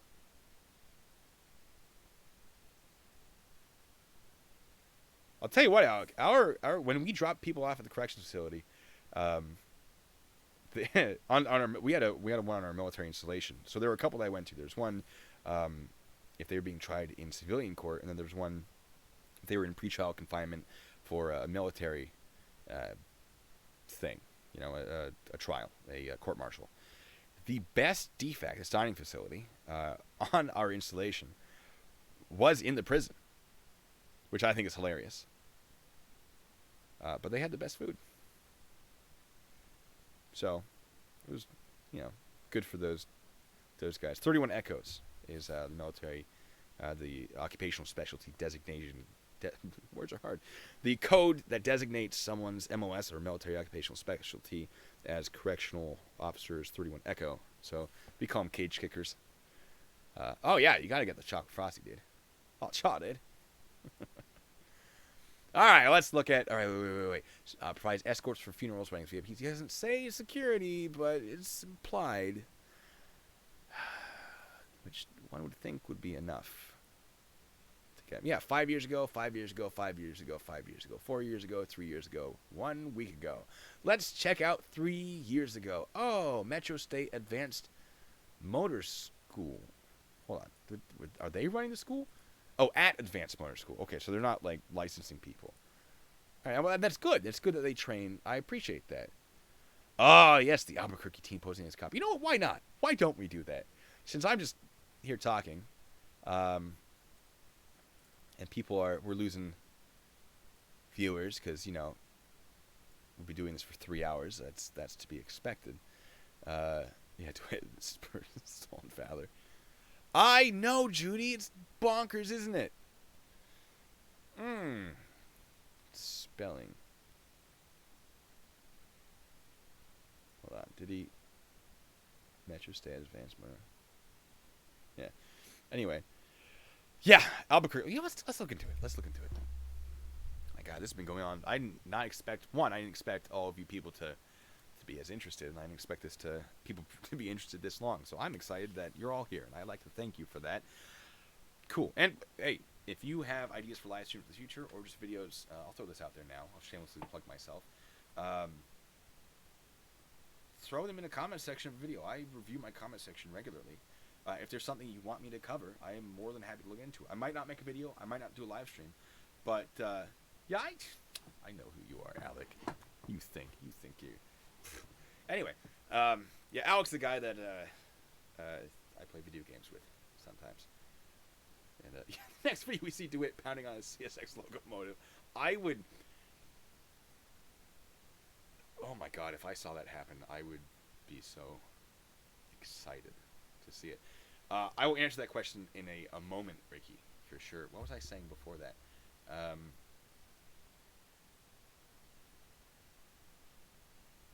Oh yeah, so if there are ideas that videos you want me to discuss, I might not make a video on it, but I'll definitely look into it, and I'll try to answer your questions as best I can, unless it's like something incredibly unreasonable. I have a guy in my comment section who's like, if you're so smart, what's the time zone in the North Pole? Well, the North Pole generally isn't considered to have a time zone. It depends on how far away from the pole itself you are. In the Arctic Circle, there are time zones in parts of it. At the North Pole itself, there is not a time zone. So he's trying to trick me. And I was just like, explain how that's relevant. That's a stupid question. I can answer. It's a stupid question. So, if it's a stupid question, and yes, contrary to what your teachers taught you, there are stupid questions, I'll probably be like, thanks, but no thanks. I'm not going to answer that. But if it's a law enforcement related question, I'll usually be more than happy to answer it. And if it's something that would require a video to answer, I'll definitely see if I can do that. Might be a while until I make the video, because I have a backlog of videos I want to make. Some have already been filmed and still need editing. But Ricky Baldwin asks, what determines if someone gets prosecuted in military or civil court? If you're a member of the military, you're going to be prosecuted in military court. If you're a civilian, you don't. You get prosecuted in civilian court for the most part. Now, some bases can facilitate a civilian prosecution on base, but it wouldn't be like a courts martial. And military can be prosecuted in civilian court. But if it's a violation of the Uniform Code of Military Justice, it's going to be a military court. But only military members can violate the Uniform Code of Military Justice. So if you're not a member of the military and you're not violating the UCMJ, nothing to worry about. You're going to be tried in civilian court. It also depends on if, as a soldier, if you violated a law on the installation or off the installation. There's jurisdiction. If you're off the installation, I believe generally you're going to be charged in that county's court. Or the county's gonna, if the county's pressing charges, the county's going to take you to civilian court. If the military is pressing charges, which they can, separately from that county, then you might be tried in a military court as well. The beautiful thing about military members is that it's not double jeopardy to be tried under state law and also military law. So you can be charged twice, I believe, if I remember correctly. I haven't. Oh, I'm sorry. Ha! I forgot my microphone. Thanks, Max. Here I am just mumbling to myself. I hope you caught all of that. Yeah, Santa, look at this. All right, Albuquerque team. Sorry, this microphone's on an arm, and I forget that sometimes. I'm used to having on a stand. Yeah, what's the UTC for the North Pole? You nerd. Pretty sure I blocked him though, because I got sick of him being off my channel, and I didn't want him to. He was just doing it for attention. I'm not going to give it to him. Albuquerque. How do you spell Albuquerque? Albuquerque. This is embarrassing. You guys are all watching me just mess this up. Typing is difficult. Impersonating an officer. There we go. Just had to get into the groove. Yeah. Thanks, Alec. You jerk. All right. Do we want firing police videos? Oh, what's the difference? Thanks, guys. I already got it. Real World Police has it too. Which one? Oh, Jesus, that was long. We can do all of them.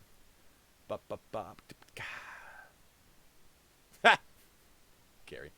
All right, this one we will turn on the audio. But I'm gonna turn my headphones back on. All right. So this kid, I believe it was him. Look at that. He looks to have lights on his vehicle. He pulled this dude over. He does not look like a police officer. This police officer back has seen this and gone, what on earth am I seeing? Because if this is his area, and even if it's not his area, he's going to be here if there's a traffic stop. He's going to be aware that there's a traffic stop happening. This kid probably is not calling out a traffic stop. Bernalillo County Deputy?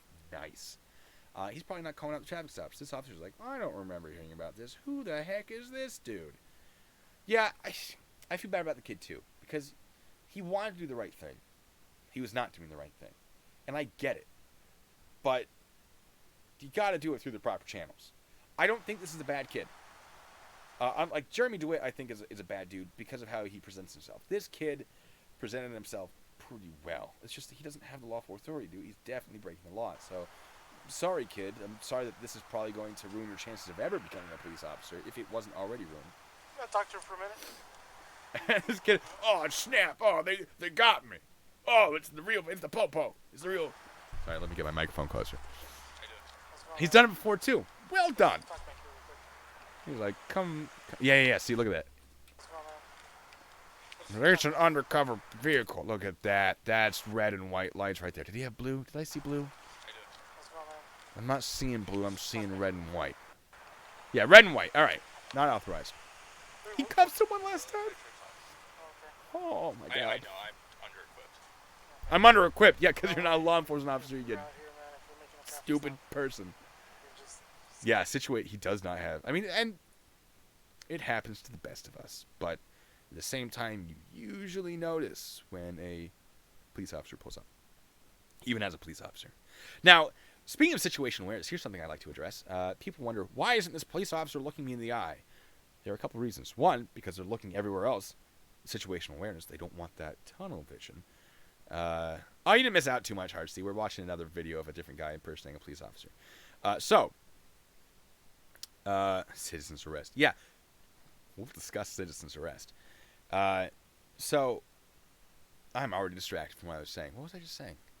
Someone help me. Oh my God, I completely lost track of.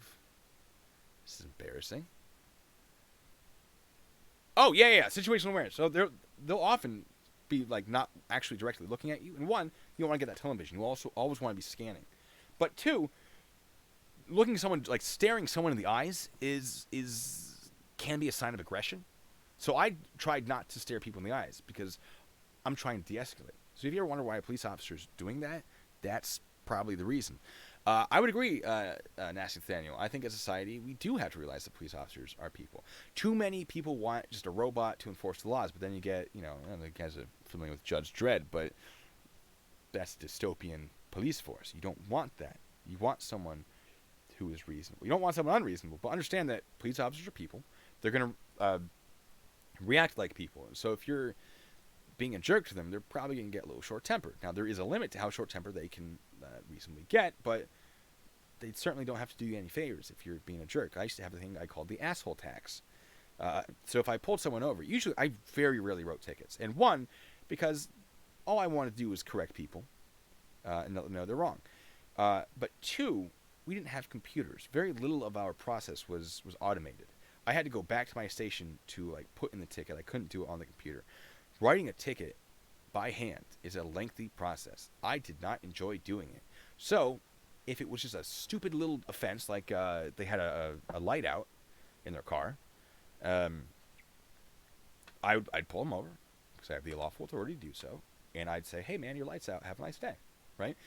And that way, I mean, I would check their ID. I'd make sure there wasn't anything bigger going on. But for a light being out, but I'm also protecting them from other officers who would have written that ticket. So I just didn't think it was reasonable necessarily. But if this guy was a jerk to me, right? If I pulled someone over and they were a jerk, and I was like, hey, your light's out, and they went, well, screw you, dude. Like, you think that's enough? I will be reasonable until the point where you make it worth my time to write you that ticket. And that's what I call the asshole tax. So, yeah, right. It's great, right? Now, and I'm completely justified to do that. I have in many circumstances for some of the minor traffic infractions, I have officer's discretion on what I want to actually enforce. And so that's basically my determining factor. Now, if you're, texting and driving, you're getting a ticket automatically. If you blow through a stop sign, you're getting a ticket automatically. But if you, fail to use a turn signal and you merge into another lane and there's no other traffic on the road, I'll pull you over. But I'm probably not going to give you a ticket unless you make it worth my time, right? Be reasonable to a police officer, and there's a higher chance that they're going to be reasonable back. So I think that's a very good point. And that's something I actually like about your videos, Nathaniel, is if when they approach you, you remain calm. There are other auditors, SGV News First, who's Auditing America sometimes has a pretty short fuse. I haven't looked at Mexican Padilla in a while, but he's had incidences. And they'll just lose their, SGV for sure. Eric Brandt, that's a good one. Johnny Olson is reasonable to a point. That's Johnny 5-0, but he'll lose his temper real quick. And then James Freeman is, oh my God. And don't get me wrong, I support the auditing movement, not to detract from what we're talking about with this guy. But that doesn't mean I support how it's done by everyone. And just treat police officers like people. I think you're going to get a better response. But that's we're getting off topic here. Let's keep going with this kid. Oh, hard to see. Yeah, no, it's because. All right, we're gonna. Now we're off topic with the original intent of the and we have been for a while discussing Jeremy Dewitte. So I feel comfortable going off topic here. If you've made it this far, that into this, like watching this after the fact, if you're for some reason watching 3 hours of me talking after the live stream where you don't get to interact with me, first of all, thank you. Second, what are you doing? That's insane. I'm not that interesting. Maybe I am. I don't know. I appreciate it. I'm very flattered. It's... Oh, I have, Humberto. I'll bring that up. But a lot of... If you make a video where you just poop all over a police officer, not literally, if you talk smack, you're doing that for views, you will just generate views. There is enough of a community that will just automatically follow and watch anyone who generates that content. So it's really easy to get content by doing that. Just by doing that. I could go and do that, and I could have a monetized channel much faster than I could have a monetized channel doing what I'm doing now. There is very much like a limit to how many people will subscribe eventually. But it happens. As far as the daily driven exotics, I have wanted to actually do a live stream about that. The officer was absolutely wrong in that circumstance with a Canadian driver not having a Canadian license.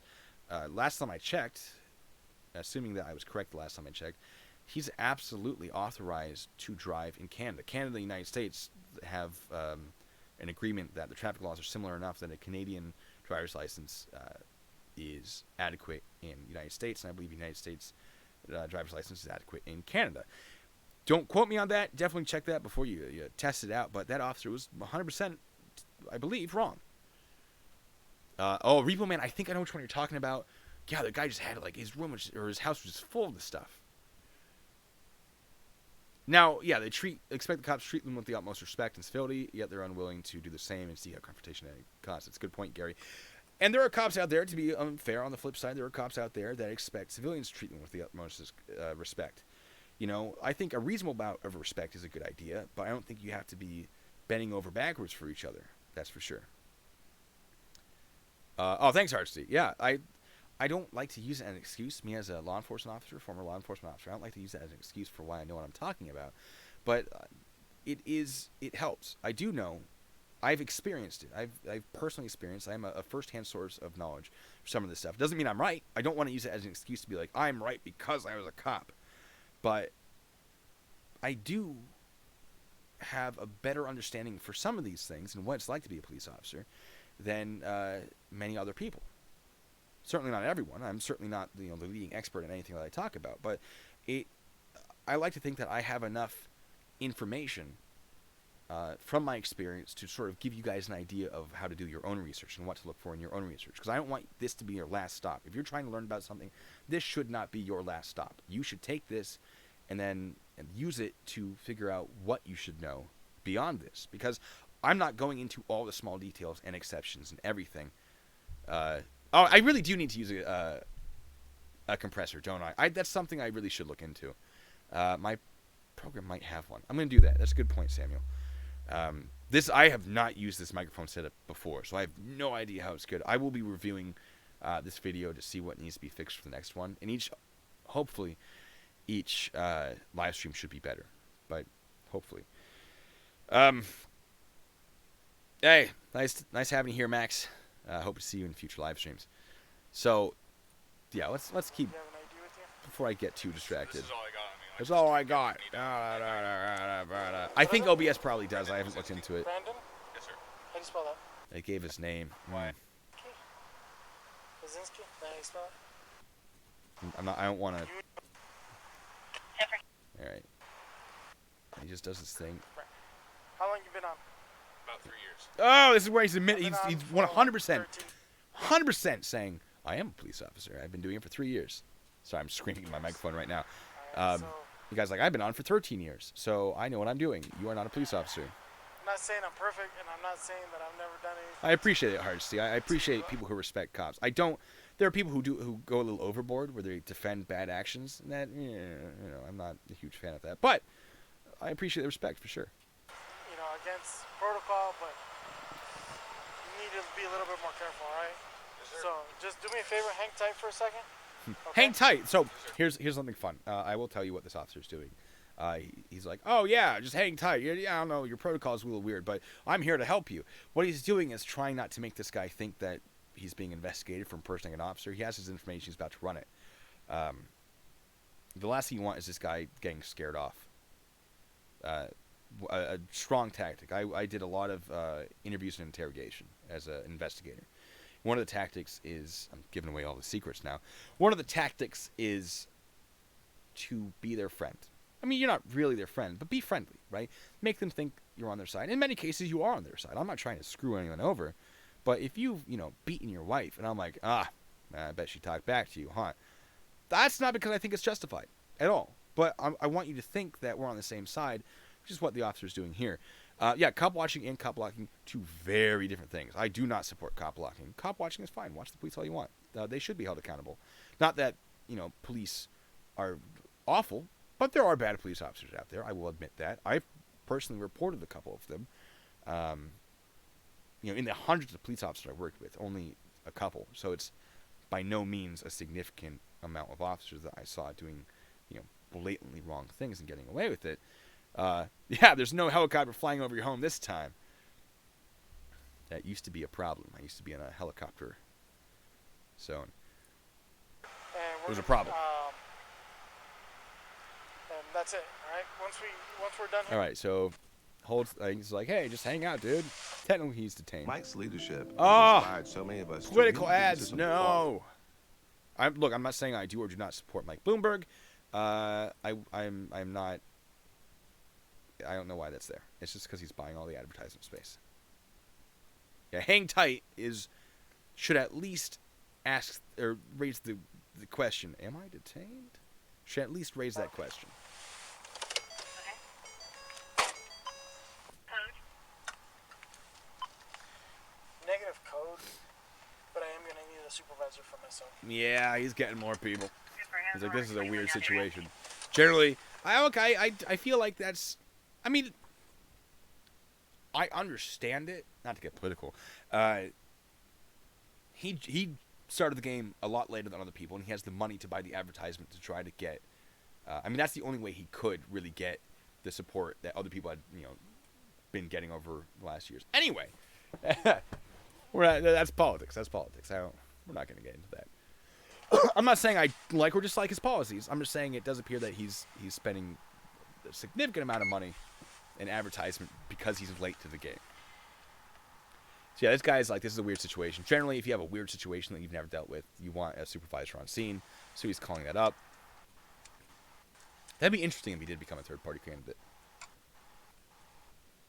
I assume he's checking, and again, we didn't have computers in our patrol cars, so I don't know exactly how all that works. I know, military, right? We don't have that budget. You'd think the military gets so much money, but not enough of it goes to the military police. It's fine, it's whatever. We did what we did. We did a good job without it. Where was I? I was saying something.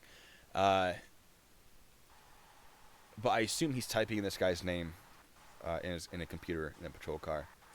So I'm not hearing it over the radio. We had to actually call it up over the radio and be like, I need an information check on this dude.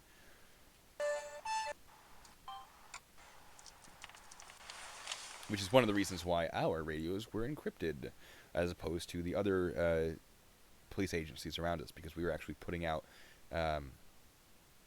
personal information over the radio. So our channels were secured so no one could listen in.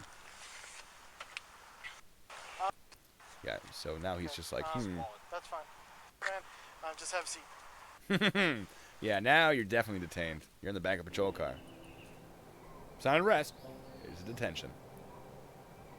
I don't care about your ads. There it is. I'm not a cop. That was his best move right there. Because obviously that officer is going to know. He can be like, you're not a cop. He knows. That's real smart of that kid. That's going to help him out in the prosecution against him, assuming there is a prosecution against him.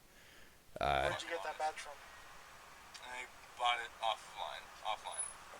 Do me a favor, stay in It's here, not hard to buy a badge. No, it's a federal agent badge. Those could get a little challenging. But old police badges, or badges that look like police badges, certainly not. You know, it's this card that's right here. Rolodex. Good God. I'm just imagining having to deal with that. That would be a problem. That's strange. So flip around, skip. Alright, so they're talking like, this is the weird thing. Here's what's happened. We got him detained. He's admitted that he's not an officer after telling me that he was an officer. That's a crime. Boop, boop, boop. Guy seems to be compliant. Yes, school ID. Yeah. So, well, let's start from In a lot of places, you had to be 21 to be a police officer, so... Oh, the guy who got arrested in Best Buy for impersonating a U.S. Marshal is a really fun one. Oh, yeah, he said it was his dad's badge. That's right. Yeah, if you guys never seen the Best Buy, the guy who was in the Best Buy impersonating a U.S. Marshal, that's a fun one. I go check it out. Alright, I've just... Do you have any weapons? Sorry, I full screened it. There's a handgun in a locked case under the seat. Good. You know, you have to correctly transport a firearm. That sounds correct. Okay. I don't know how it is in New Mexico, but that sounds right. Anything inside the vehicle that we should know about? The glove box, I think I have a set of handcuffs and some extra ammunition for the handgun. Okay. Alright. If he's impersonating a police officer, I mean, does he have handcuffs on him as well? I don't know. It's weird. Good times. Well, with that, yeah, put him in the same cell. Have him fight it out. Whoever wins gets to keep pretending to be a police officer. But I think I'm going to start wrapping this stream up. If you guys have any more questions, throw them at me real quick. Just rapid fire. See what happens. Because it's been over 3 hours. I'm hungry. I haven't eaten yet today. Legal to have a gun in your car concealed or visible as its extension. Oh, that's interesting, actually. An extension of your home. Without a license? for that. I guess if it's an extension of your home, you wouldn't need a license. That's actually really cool. Brown bag with a PB&J sandwich. His mom made him. Why don't people just remain silent? Yeah, well, I think admitting to it immediately. Like, there's no chance the charges... it was obvious that he was pretending to be a police officer. He admitted to being a police officer. He should not have admitted to that. But I think admitting it right away was a pretty good move, because there's no way he's beating it in court. And that's going to be used to lessen his sentence, assuming it even gets that far. I appreciate it, Hardstee. Had to be 16 or older to... What? Oh, in the car. I was thinking to be a police officer still. Yeah. Yeah, I appreciate it. And Hardstee, if there are any other things you want me to talk about, feel free to throw a comment in my comment section. I also have my Twitter. It's at Sergeant Blue Bacon. I'll throw that. I think it's at Sergeant Blue Bacon. I haven't plugged it in a while. There you go. So Twitter, I check that less regularly, but I get fewer comments through there, so it doesn't get buried as easily. Or if you guys want to actually like have a full-on conversation, that's highlighting me. There you go. That's my email. Yeah, Jeremy is gonna. Can you imagine? He's screwed. All right. Yeah. No. Hey, state of Vermont has no state gun laws. Speaking of Wild West, which is obviously not the West, it's the Northeast. They only federal laws. There are no state laws. You can basically do what you want.